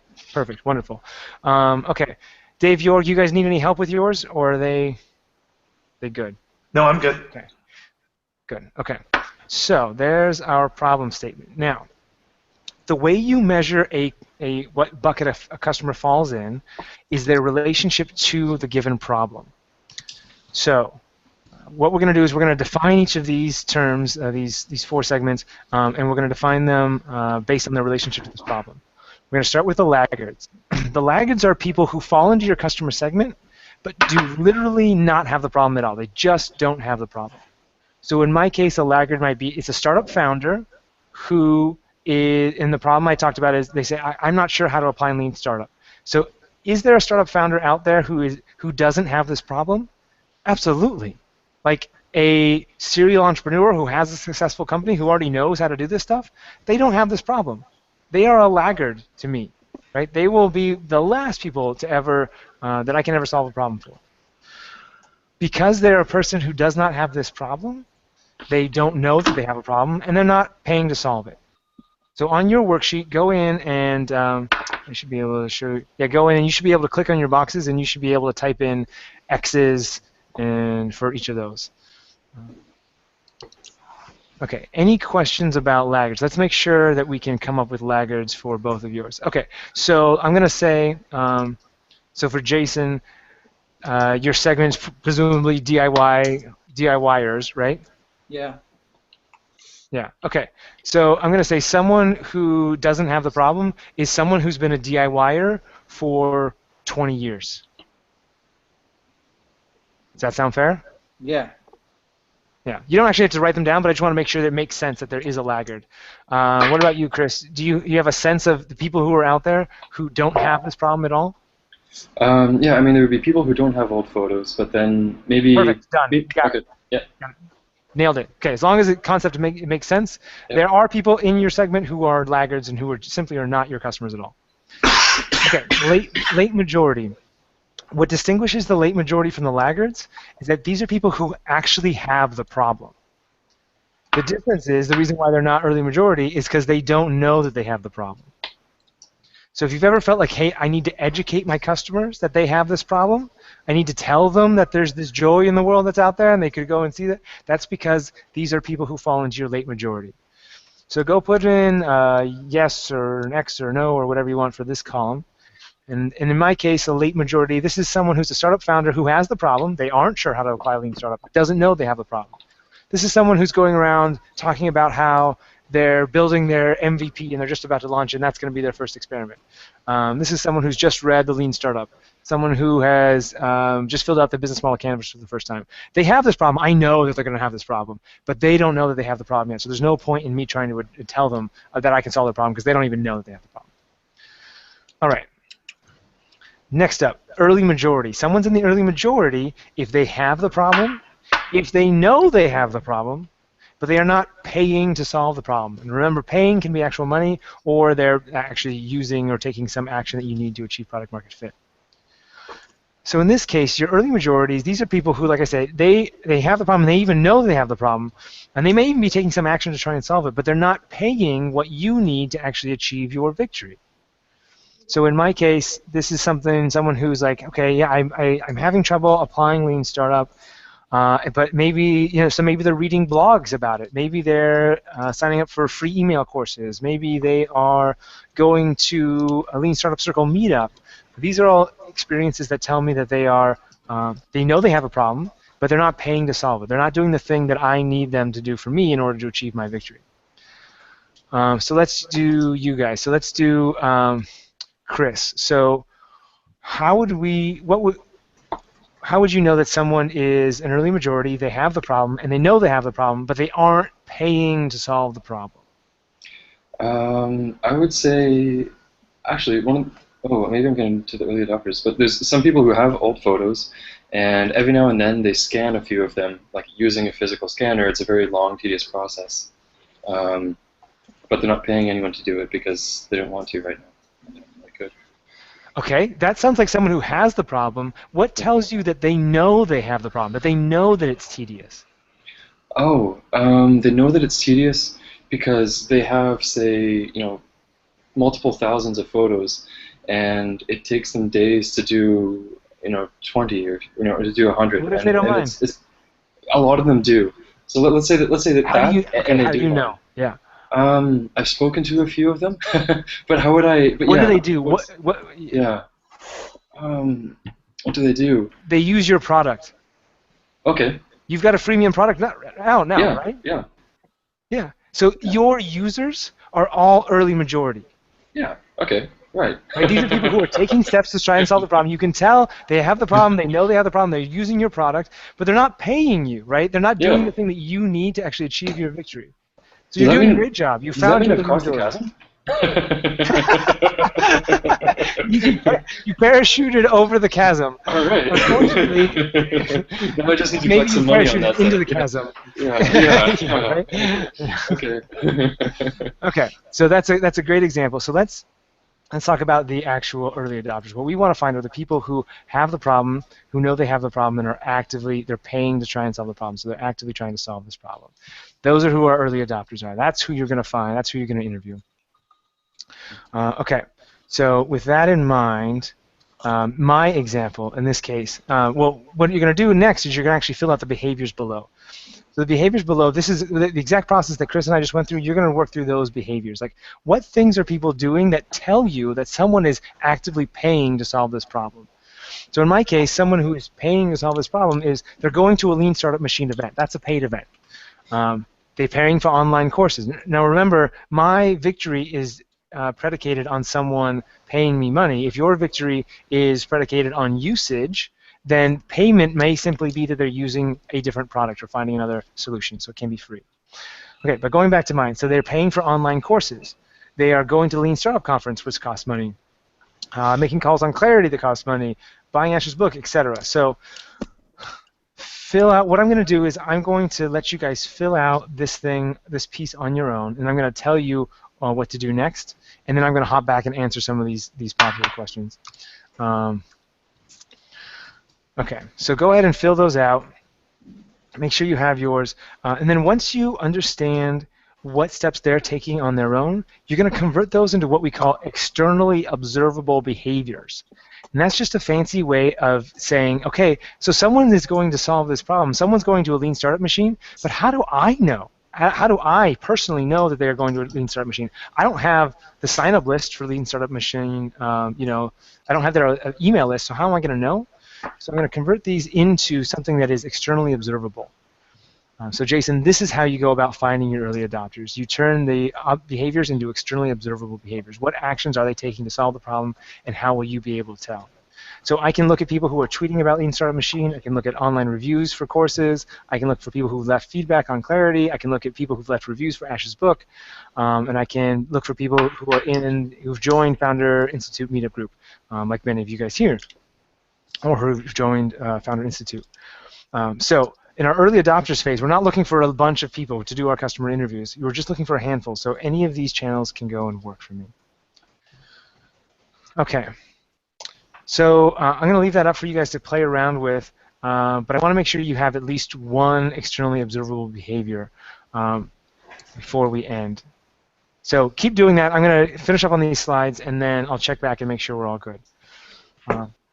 Okay, so with that in mind, so your early adopters are people who have the problem, who know they have the problem, and who are paying to solve it. They're actively trying to solve the problem right now by providing the thing that you need to achieve your victory. So where are yours? To go and find your early adopters means that you're going to look at your externally observable behaviors. That's where you're going to find them. All right? So I'll take questions in a little bit. On your takeaway section, I want you to write down in your notes section where your early adopters are, so that you'll have 3 takeaways from this thing. You'll have your victory declaration, you'll have your next step, and you're going to know where your early adopters are if and when you need them. Okay. So to recap what we've covered today so far, we talked about who I am. We talked about what product market fit is. We've defined it. We know that it's being in a good market. We know that product market fit ultimately, though, is about satisfying a market that's going to satisfy you. This company is a vehicle for you to achieve what you want. Decided that by satisfying yourself and declaring victory, you are going to make all of your decisions are going to be easier to make. It's going to give you confidence to pivot, and it's going to help unify your team. We defined the actual path to product market fit. So instead of having to worry about all of these questions around, you know, what test should you do first, we identified that there are 5 major risky assumptions. Those correspond to the 5 phases of product market fit. They happen to spell focus. Each one of those has a series of tests. And then you did an assessment that helps you identify what phase you are in for product market fit, what your riskiest assumption is, and what your next step to go test that assumption is. And finally, we talked about early adopters. So we talked about who the early adopters are. We talked about where to find them by looking at your externally observable behaviors. Now we get to talk about some fun stuff. So some free, fun bonus stuff. So let me open up this tab for you guys. Let me take away product market fit assessment, hide, and I'm going to turn on free bonus stuff. So I'm going to make this one active. Okay. So a couple things that I want to offer you guys for sticking around for 2 hours. Thank you so much for all of you guys who've hung out with us for this long. Free email course on customer interviews. This is one of the hardest phases. So if you want to know what questions to ask, if you want to know, you want a cold email script to go ask for those interviews, how to analyze those interviews, all that kind of good stuff, then sign up for this email course below and we'll get that information to you. Bonus number 2, that workbook framework that I talked about, the focus framework. This is a series of workbooks. Each workbook corresponds to a different phase of finding product market fit. I'm launching a crowdfunding campaign on May 3rd, so very soon we're going to be launching this. And if you would like $20 off for a launch day by supporting us on the launch day, then just put in your email below and I'll get you that coupon. Basically, all of the exercises that we did today are 3 of the 40-some-odd exercises inside of Focus. So if you enjoyed what we did today, if it was helpful, if you would like more of it, I would appreciate your support for this campaign, even if it's just telling other people about it. But of course, I would love it if it's going to help you find your product market fit. So look for that. That's coming on May 3rd, that crowdfunding campaign. But it's also finished.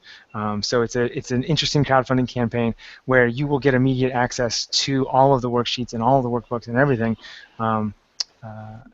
when you support it. Okay, so that's product market fit, and that's focus. So now I'm going to dive into questions. And like I said, I'm going to stay here for at least an extra half an hour answering these questions. And please feel free to join me for that. Other than that, I would just love to hear from my inner circle folks what your number 1 takeaway is. So Jorg, I'll start with you, but I'm just going to go through everyone, and I want to know, like, what is the one thing you're going to take away from this section? So Jorg, what do you got for me?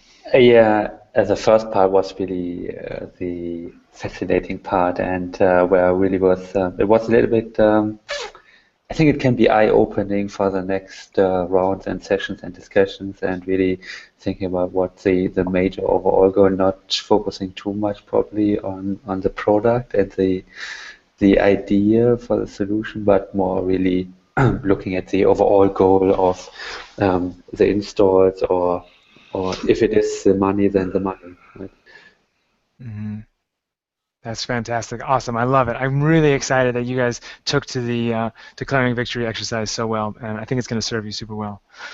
All right, Jason, what about you? Your number one takeaway? I think for me was just trying to get. I think I have a more of a focus on to which phase I have to focus on regarding, because I have like a landing page and like almost a Wizard of Oz thing going on, but it's like now I haven't been able to get the right early adopters and get interviews, and that's that's my focus. I have to figure out yet still how to find those external observable behaviors, but I think at least my focus has been I guess narrowed to what I have to do. Nice. That's awesome. Well, there's a hint. There's a reason why I should cover it this way. There's a reason why the focus framework is called focus, because with all of these things, like you got to do landing page, you got to do market testing, all this kind of stuff. Like having one place to put your energy can be really, really helpful. So that's awesome. I'm super excited that that's your takeaway. Dave, how about you? Just the process, basically being to contextualize what I've been going through. Process-wise, just almost sort of shooting from the hip. Doing some things, certain things like out of habit. But I think the thing that's most helpful here is to take my process and give it sort of an exploded view so that I can see contextually sort of where I am and what comes next and what follows that, and that focus, to use your words. Yeah, I love that. I love that idea. I'll tell you, something gives me a sense that if you're not an engineer, you've got a strong engineering background or an engineering mindset, and this is that's the rigor I've tried to apply to finding product market fit, is to like take this big overwhelming thing, systematize it so that we can see it from an overall view, and then zoom in to an individual spot, and then be able to make some real progress there, and then move on to the next step. So that means a lot. That's your takeaway. I'm super excited to hear that. Okay, and Chris, what do you got for me? Sure. So, I mean, in terms of next steps, I really liked the Just focus. Your number one takeaway, yeah. Okay, yeah, and number one takeaway was actually just understanding what I want to get out of this startup experience, and kind of bringing my long-term goal into what I want to achieve right now. Yeah. Fantastic. Yeah, that's great. And like I said, so that victory is going to serve you well, not just like from an introspective fulfillment perspective. That victory is going to define your success metrics for each of your phases. You will know whether when you're ready to move on to offer testing and currency testing, etc. once you have achieved a metric that says you will achieve that ultimate victory. So it's not just like a feel-good metric, or feel-good exercise, which I do love the way it makes me feel. It's also really, really practical in helping you achieve your product market fit. Cool. All right, gang. Well, thank you so much for joining me. You guys are welcome to stay and hang out in this session. I'm going to spend the rest of this time, or the next half hour at least, answering questions on here. But yeah, thank you so much for your participation, and I look forward to seeing you guys later on. Okay, so for everyone else who's sticking around for the questions, let's talk about these questions. Okay, so what is an easy and cheap way to test your assumptions? Okay, so the answer depends on what assumption you're trying to test. So every assumption, like we saw before, let me go back to my slides here. Every set of assumptions has a different kind of test. Here we go. So customer interviews is one set of tests, ads, landing pages, etc. So customer interviews, they're going to be cheap and inexpensive because they're not going to cost you a lot of money because you're reaching out to people who are trying to solve a problem. They will be very excited to talk to you. If you find people who are trying to solve the problem, it's not going to cost you anything. You're not going to have to pay for anything at all. What's expensive is trying to find them, like trying to actually discover them. And it's really important that you do this testing now and figure out how expensive it is, because if it turns out it's too expensive that you can't even find people who are already trying to solve this problem, who are already searching for a solution now before you've built the product, it will not get easier once you actually build the product. Having a product does not make finding a customer easier at all. That's why you're going to go do it now to figure out how hard it is to find those people. So can't promise it'll be easy, but it is like payment-wise, it is cheap. Ads, cold emails. What you're going to actually do for each of these exercises, or what I recommend, is that you test all of these things to figure out what is going to be the highest ROI. So for your different tests there. So a cheap way for, it's all going to depend on where your customers are. So I won't be able to give you like a specific answer for reaching out to your channels, but cold emails aren't very expensive. If you are trying to test pre-sales and letter of intent, there's a cool tool, a couple cool tools for landing pages. On my blog, I'm going to, my next blog post is going to be a highlight of 8 tools that build landing pages, and they're all cheap or free. But just as a pointer, check out Instapage. They have an inexpensive service that lets you quickly create landing pages and A/B test them. And then check out a tool called Celery, or go to trycelery.com, TRYCELERY.com. That's celery like you eat it.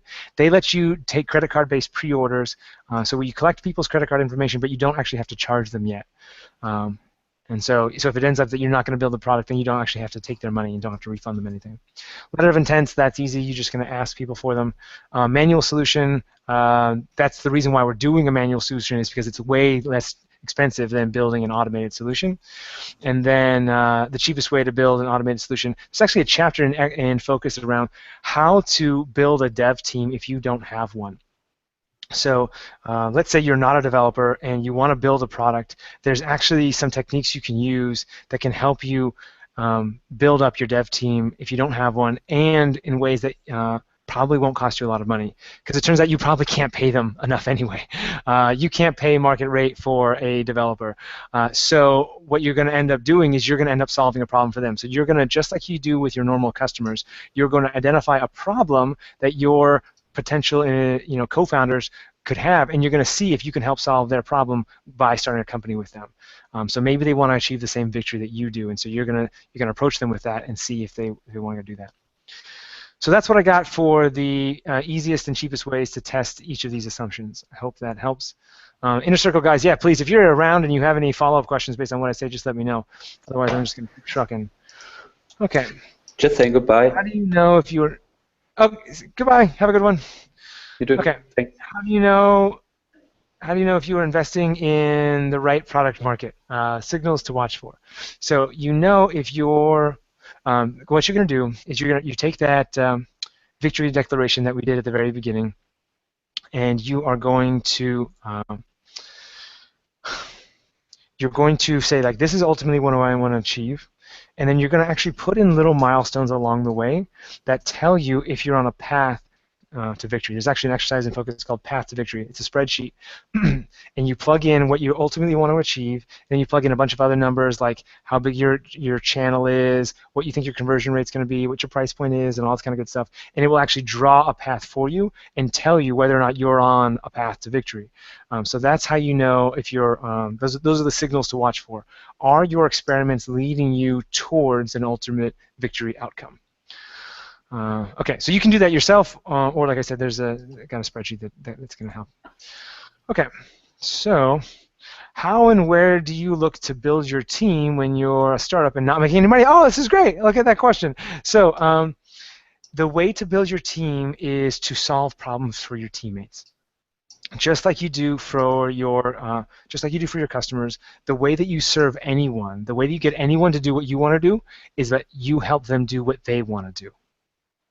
So you need to identify the people who are that are your target audience, like who do you want to be on your team, and then you need to go talk to them and figure out like what problems are they struggling with, what things do they want help with, what is their next step in their career, and if there's a way for you to help them solve their problem by helping join your startup, then great, it's a match. If not, then there's no reason to try and pitch them or sell them or anything like that because it's not going to work anyway. So that's how to do it. And again, you're not going to be able to pay market rate, but the opportunity that you can provide is very, very different. If you've got especially a development team, if you've got an opportunity, they've got opportunities up the yin-yang. They don't need you to offer them money. They're going to find money somewhere else.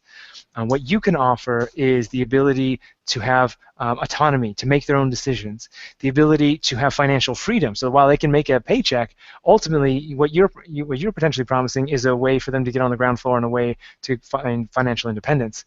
If they want to change the world, have huge impact, you're offering them a way to go do that. So you have a lot of unique value propositions that you can offer to teammates in no matter what field you're in. And like I said, I've used this technique to launch a couple companies. One, we had a 10-person team, and one we had a 7-person team, all of which we were all sort of mutually benefiting each other. So there was no payment exchange, no equity, nothing like that. So that can be done. All right, and then for what it's worth, that's it's called Making Friends with Devs is the exercise and focus that's called. Okay, so what is better to do first? Sales page, clickable prototype, or customer interviews? Well, I think we all know the answer to that question now. I argue that customer interviews is the way to go first, then a sales page, and then actually I don't even recommend doing a clickable prototype unless you need to. So after you do a sales page, what you're going to do is you're going to manually solve the problem. So no prototypes, none of that, blah, blah, blah. You're going to be the software. You're going to manually solve the problem yourself doing a concierge MVP or Wizard of Oz. This is where you basically solve the problem for someone. The only reason so then you're going to test that thing. You're going to make sure it works. If it turns out that you are not meeting one of two metrics during what's called utility testing phase. That's the customer lifetime value or the viral coefficient. Customer lifetime value is how much money you're going to make from that customer over time, and the viral coefficient is how many customers one customer is telling you about, so how quickly are you growing.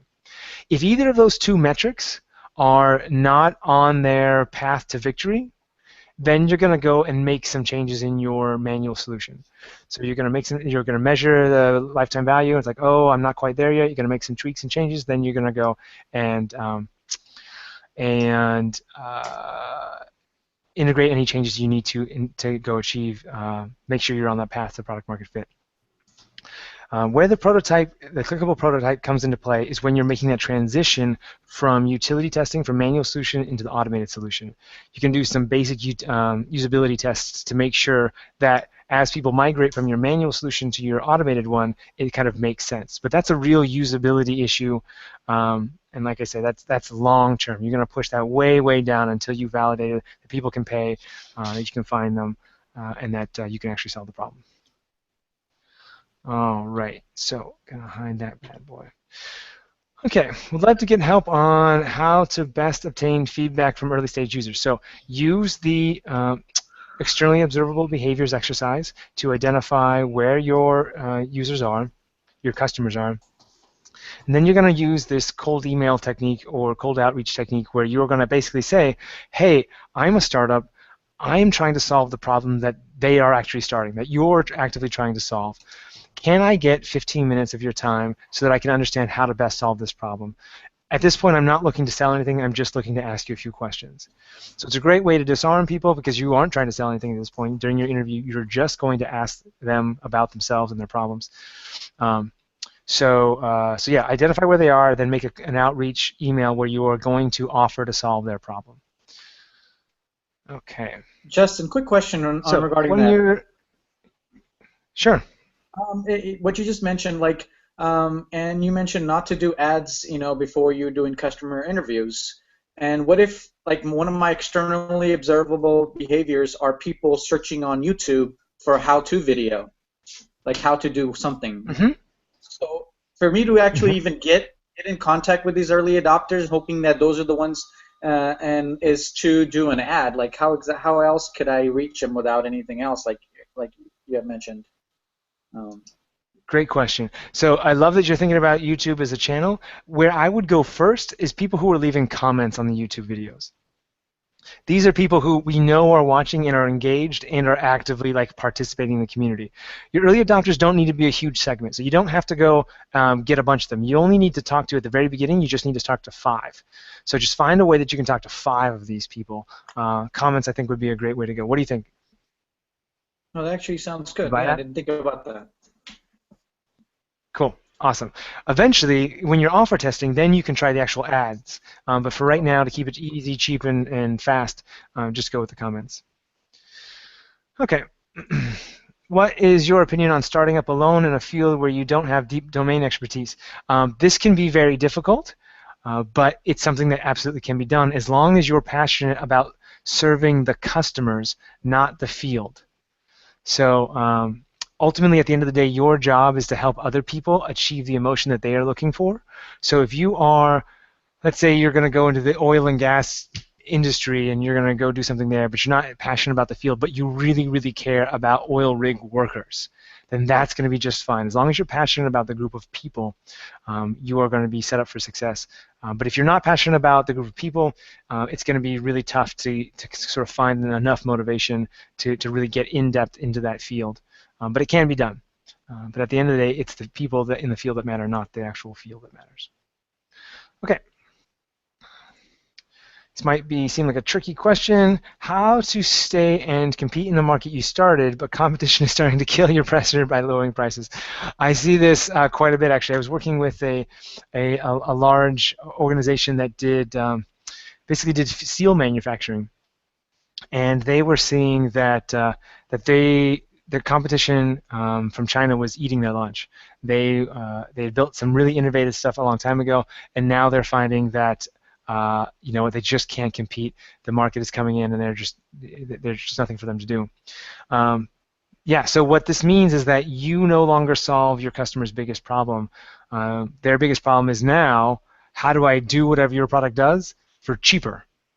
So that means that you, at the end of the day, you have to solve someone's problem. So either you get to solve that problem, you get to make your product cheaper, or you get to solve a different problem, help them find a different emotion. So that can mean you provide extra value, or it can mean that you solve a totally different problem, or you serve a totally different customer segment. But at the end of the day, if you're being out competed on price, that means that someone else is solving a problem that you aren't, and that you have to go and pivot and solve that problem if you want to keep those customers coming to you. All right. Hi, Justin. Are we going to be using the same tools? Okay, so we provided the tools. Good. How to validate your target market? I think we talked about that, or gave you a hint about it. How do you test the market without giving competition a head start? Competition question. Yeah, this was a great question that someone raised. It turns out, in my opinion, your competition doesn't matter. It doesn't matter that they exist. It doesn't matter that they know about your idea. It doesn't matter, doesn't matter, doesn't matter. The reason why it doesn't matter is because you will have competitors, but they will not be doing the work that you are going to do. They will not be doing the validation work. And most importantly, unless your customer knows about a competitor, they are irrelevant. So when you go and do your customer interviews, if your customers mention your competitors, now it's interesting. Now you need to start caring about it, and you need to start figuring out how do you differentiate yourself. But if the people who are actively trying to solve the problem do not know about your customers, your competitors, they don't matter at all. They're just not going to come into play. So by and large, I say skip competitors. It's not something worth bothering with right now. Okay. How will we be able to view the notes after the webinar? Oh, good question. You're going to copy the notes into some other form, because I'm going to shut this thing down. As long as your browser window is open, you're fine, but eventually I'm going to shut this down and you're going to lose your notes. So copy them somewhere else. What's the minimum number of potential customers one should talk to? Great question. So the minimum you're going to talk to is 10. You're going to start off talking with just 5, though. What I see a lot of times is after 5 interviews, founders have been interviewing a group of people that are too broad. and they don't sense a pattern in the problems that they are finding in their customers. So what you do is after the 5 interviews, you're going to do what I call the 5 interview checkpoint, and it's I think it's exercise 10 in the first workbook, and it's going to help you figure out, are you interviewing the right people, and are you starting to see a pattern in your interviews. If you are seeing a pattern, then you're going to keep interviewing until you find at least 10 people who are actively trying to, excuse me, until you've interviewed 10 people and at least 60% of those people are actively trying to solve the problem that you want to solve. So if you find that 6 out of 10 or more are paying to solve the problem, then you have found your early adopters and you're ready to proceed. If you don't find a pattern or you're not finding that, you need to go pivot and you need to niche into a smaller group of customers, or you need to find a different group of customers entirely. So this process will take a long time. Just a heads up, you probably won't get to it in 10, and it will take you a long time. The reason is we're uploading all the failure that you normally experience in a startup to the very first phase, this very first customer interviewing phase. After that, things get a little bit easier, in fact, significantly easier. But just a heads up, you're going to need to talk to at least 10, but probably significantly more than that, and this can take a number of actually months to actually do this right, because like I said, we're taking all the failures that you would have had, and we're going to put them all in the beginning to help you work through that. All right. What would you focus on when you need? Okay, answer. What would you focus on when building a product? Profit margins, customer experience, and needs. Okay. Ultimately, what you want to focus on is whatever it's going to take for you to achieve your product market fit. So if that means that you need to achieve profit margins, then great. You're going to focus on that. Now, it turns out you won't be able to achieve your profit margins if your customer experience is crappy. So what you're going to do is you're going to provide a basic level customer experience at the beginning, and then you're going to measure that lifetime value and that viral coefficient that I mentioned, and you're going to see if they're still tracking towards achieving product market fit. As long as they are, as long as you're on a path to achieving your profit margins, then you're going to keep going. If your customer experience is not meeting the needs of your customers and it's affecting your lifetime value or your viral coefficient negative such that you will not be able to achieve your victory, then you're going to go and make some investments and improve the customer experience.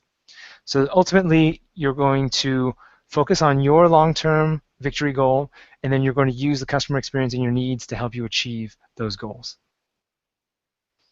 All right. How do you know that you're not asking leading questions when getting feedback, user feedback? This is a great question, and it's really important that you don't ask leading questions. The trick here, in that email course that you signed up for, hopefully you'll get all this stuff, is that you are not going to ask any questions about the future. So you're not going to ask your customer questions like, hey, would you use a product that does something like this? Or would you pay for something like this? As soon as you're asking about future, asking what they would do in the future, you're asking them you're asking a leading question. Instead, during the interviews, you're going to ask all about the past. You're going to ask all about what behaviors have they done in the past? When was the last time they tried to solve the problem? What tools do they use to solve the problem? All that kind of good stuff. So you're going to ask about the past and not the future. That's how you avoid leading questions. There's a customer interviewing script. It's one of the focus exercises that will actually give you a script to help you ask these questions to make sure you don't lead your customers. All right. Okay, so is this program designed primarily for tech companies or any industry? So I presume this is a question about focus.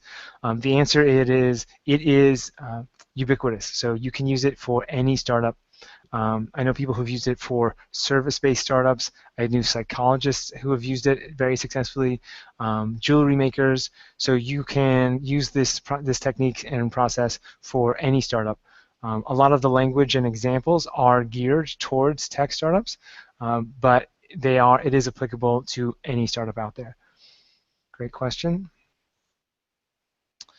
My test for is it about money is, would I start the business if I had $50 million? If not, it's only about the money. I love this question. This question, like, what would you do if you had $50 million in the bank? That's really, really enlightening to help you figure out what you want to do in life. The thing is, If you don't have $50 million in the bank and you really want to go do that thing that $50 million enables you, maybe you should be focusing on getting that $50 million. Maybe that should be your victory. So just think about, like, what is it that you really want to achieve? What does success mean for you?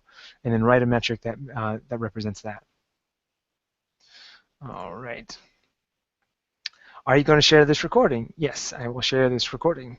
The exercises will not be available, but the recording will be.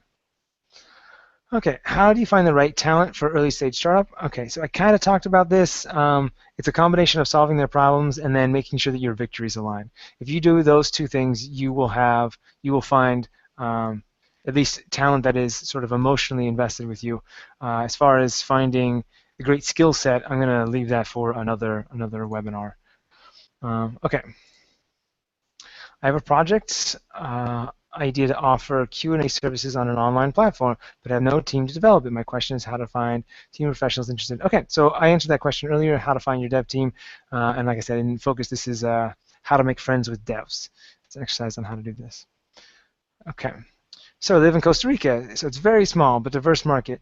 Do you consider this to, sorry. I live in Costa Rica, so it's very small and diverse. Do you consider this to be an advantage or a disadvantage in order to validate a product? Ooh, really good question. Niching, having a small market in and of itself is not an advantage. That's definitely not an advantage. But starting with a very small, specific niche of customers, that is a huge advantage. What happens if you start with a customer segment that's too broad is that you end up, I call it the flying car syndrome. A flying car can fly and it can be a car, but it is both a crappy car and is a crappy plane. And so when you target a customer segment that's too large and too broad, you end up building flying cars for everybody. You build crappy solutions for a number of people. Instead, what you want to do is you want to focus on a very small early customer, early adopter segment, very niched. And the reason why you want to do that is A, that you can solve the problem really well, but B, remember when I said that you need to, you're trying to test, you're back in your assumptions, you're trying to test that they want your help solving the problem?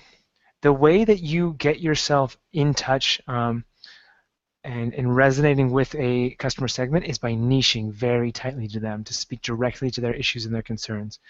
Once you're doing that, they are much, much more likely to engage with your solution. And you can do that easier when you niche. So if you're trying to serve, all parents or, parents with kids under the age of 3, it's way too broad of a market. By niching to parents, single mothers, kids under the age of 3 who have a learning disability, boom. Now all of a sudden, or specific learning disability, that are having trouble reading, now you've got a niched market and they likely are going to want your help because you're going to be able to use their language to solve their problem. All right, so great question there. When you did this activity, what was your number and goal? So what do we think? When I did this activity, it was probably the declaring victory, I'm going to guess. So I wrote in mine. So mine is $750,000 in the bank. That's my goal. Yeah, so I'm well on my way there, and yeah, so I'm looking forward to achieving it so that we can build more platforms like this. Okay, so this. So how do one find the right partner and team? Interesting. So we're getting a lot of questions about finding partners and teams. Maybe I should include that in the next webinar about how to find the right team. Okay, I think I will find a way to do that. Great, thanks for the questions, guys. Okay, how would you find a market fit or make market projections for an idea that's unique and no reference point that really exists? Okay, how would you find market fit or make projections for an idea that's unique? Okay, I think I'm going to answer this question by saying it doesn't matter whether your idea is unique or not. And reference points, the only reference point that matters is your customer's pain point. So you are going to measure two things. You're going to measure what your ultimate success criteria is, and you're going to measure what your customer's pain level is and how many there are. And you're going to see, you're going to measure whether you're going to achieve fit if you can draw a line between those two things, if you can connect those two dots. So I'm going to say ignore the idea. Don't worry about that. Just focus on what you want to achieve and what your customers want to achieve. Okay, so what happens when two or more partners have different victory declarations? Well, it depends on how different. If they're very different, then you need to not be partners anymore. And I know that sounds harsh, but I'll tell you that to find that out now is going to serve you so much better, because there's going to be so many times that you're going to have to make tough decisions that depend on your victory declaration. Decisions like, hey, should we go get funding? How much funding should we get? How much equity should we give up? Who should be on our team? Which target customer should we target? All that good stuff. So if you have very different victory declarations than your co-founder, find that out now, have a conversation now, and then find a way to still be friends, to still amicably serve each other as you go forward, but do it on different projects, because it's only going to lead to conflict down the road. All right. How reliable is product customer market fit data when it's derived from interviews? Okay, so when you're in this interviewing stage, sorry, I've got my little section up here. Okay, when you're doing your interviewing phase, you're looking for a very specific type of data. You're looking for what's called qualitative data. So this is not statistically significant. You don't have to worry about any of that kind of stuff. You're just looking for basic answers, initial places to go start your offer testing with your markets and your channels and all that kind of good stuff. So in this phase, it's very reliable because it's called qualitative data, and that's exactly what you're looking for, is people's stories.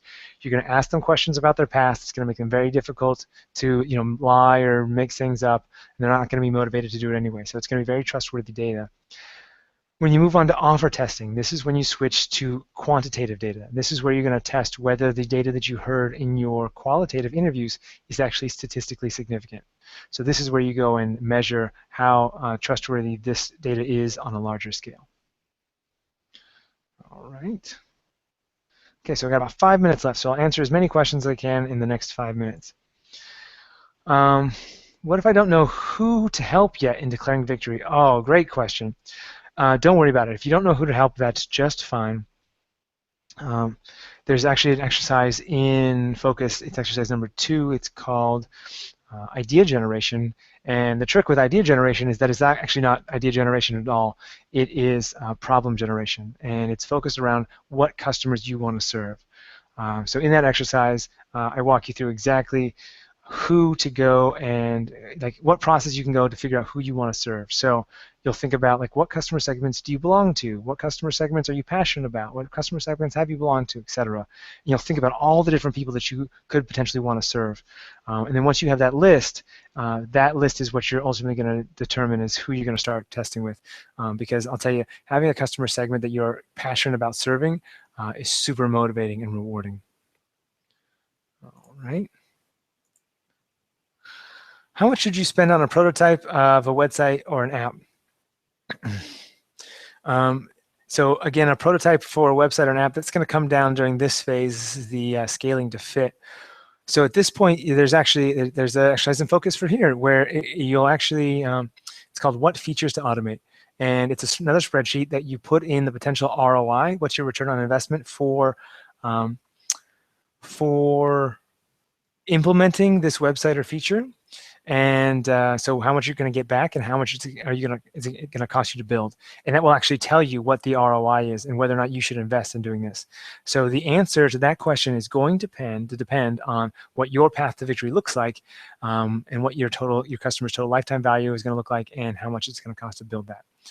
So like I say, if you end up trying Focus, then that's exercise. It's in Scaling to Fit, and it's called What Features to Automate. Yeah, that's called scaling. It's called scaling your solution.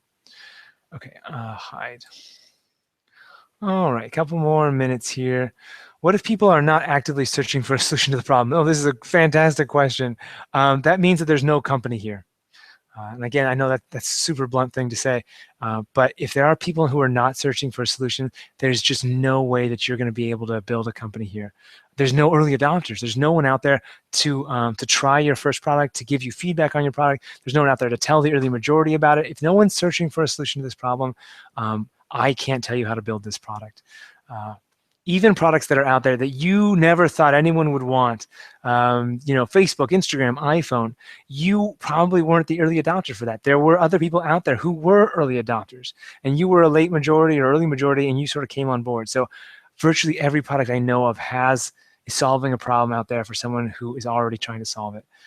So I don't. The answer that I have is that you need to go pivot, and you need to find another customer segment to serve. If you end up finding a solution to this problem or answer this question that's different than that, please let me know. Okay. Hi. Do feelings matter? We talked about that and why they matter. Okay, and then I'll answer these next 3, and then I'll kill it. I've been burned on giving away too much information, so asking an important question, piggybacking something else you said, I want to target an industry whose market is relatively stale and is almost admittedly ineffective. What suggestions on how to approach individuals, startup, self-employed in this situation? Okay, first off, I wouldn't worry about giving information away. Everyone has way too much information. Everyone's working on their own thing. No one's going to copy your idea. If they are, they're already working on it. And the difference is going to be that you're going to do the hard work, not they are. Okay, so piggybacking, I want to target an industry whose marketing is relatively stale and ineffective. Okay, so they're marketing in a super bad way. Suggestion on how to approach individuals self-employed in this situation. So their marketing sucks, and you want to approach us self-employed individuals. So the way to answer any marketing question is to talk to your customers. So find the people who are actively trying to solve the problem, interview them, ask them where they are seeking for a solution to the problem. So this is one of the questions in the interview script that you'll get in your course, or it's in Focus. It's going to ask them, well, where did you find the solutions that you're trying now to solve the problem? And that's going to tell you whether or not the marketing is bad, what they think about the marketing, all that kind of good stuff. So ask your customers where they're looking for solutions. That's going to help you here. Okay. Can someone start a startup with his job or employment? You can start startups inside your company, but you need to be solving a problem for your boss and your peers as well if you want to try and do that. So just a heads up, that can be hard to do, but it totally is possible. Okay, this is someone answering else a question. And then, okay, last one. Declaring a victory. What if our only reason for starting a business is that we want a product to exist and we decided to create it? How can we find another focus? So if your job is just to create a product, then go for it. Like, put that as your victory, launch one product, and then do it. It's easy. You're going to do it. I promise you'll do it. It's everything, and that's the easiest step of starting a company, is building the product. So good luck, have fun, and enjoy the process. That's going to be really enjoyable to you. If it turns out once you're done you want more than that, then come back and find a different victory declaration. But for the time being, just enjoy that that's your victory and have fun, have at it. Cool. All right. Well, thank you so much for joining me and watching this. Let's go back here. Now we're going to go here and we go to, and remember that if you want the Focus Framework, I'm really excited about this campaign. It starts on May 3rd. I'm really excited about the workbook series. You can see what it looks like here. So it's actually built, and this crowdfunding campaign is going to help pay for the printed book. So this is just the first samples. So this is book number 5. You can see the workbook inside here. Let's get all these. It's good stuff. So all of the exercises we played with there in Focus. You can see you got more in here like this that you can play around with. So join me on May 3rd. Sign up for and you put your email in there. I'll get you the coupon code. And then, yeah, like I said, any support that you can provide either by ordering or by sharing would be greatly appreciated. So yeah. I will be in touch via email, and I'll send you the links to this webinar, and I'll get you that email course and the coupon code. All right, thank you so much. This has been, I also want to thank Founder Institute again for putting this on. This has been How to Find Product Market Fit. Have a good one.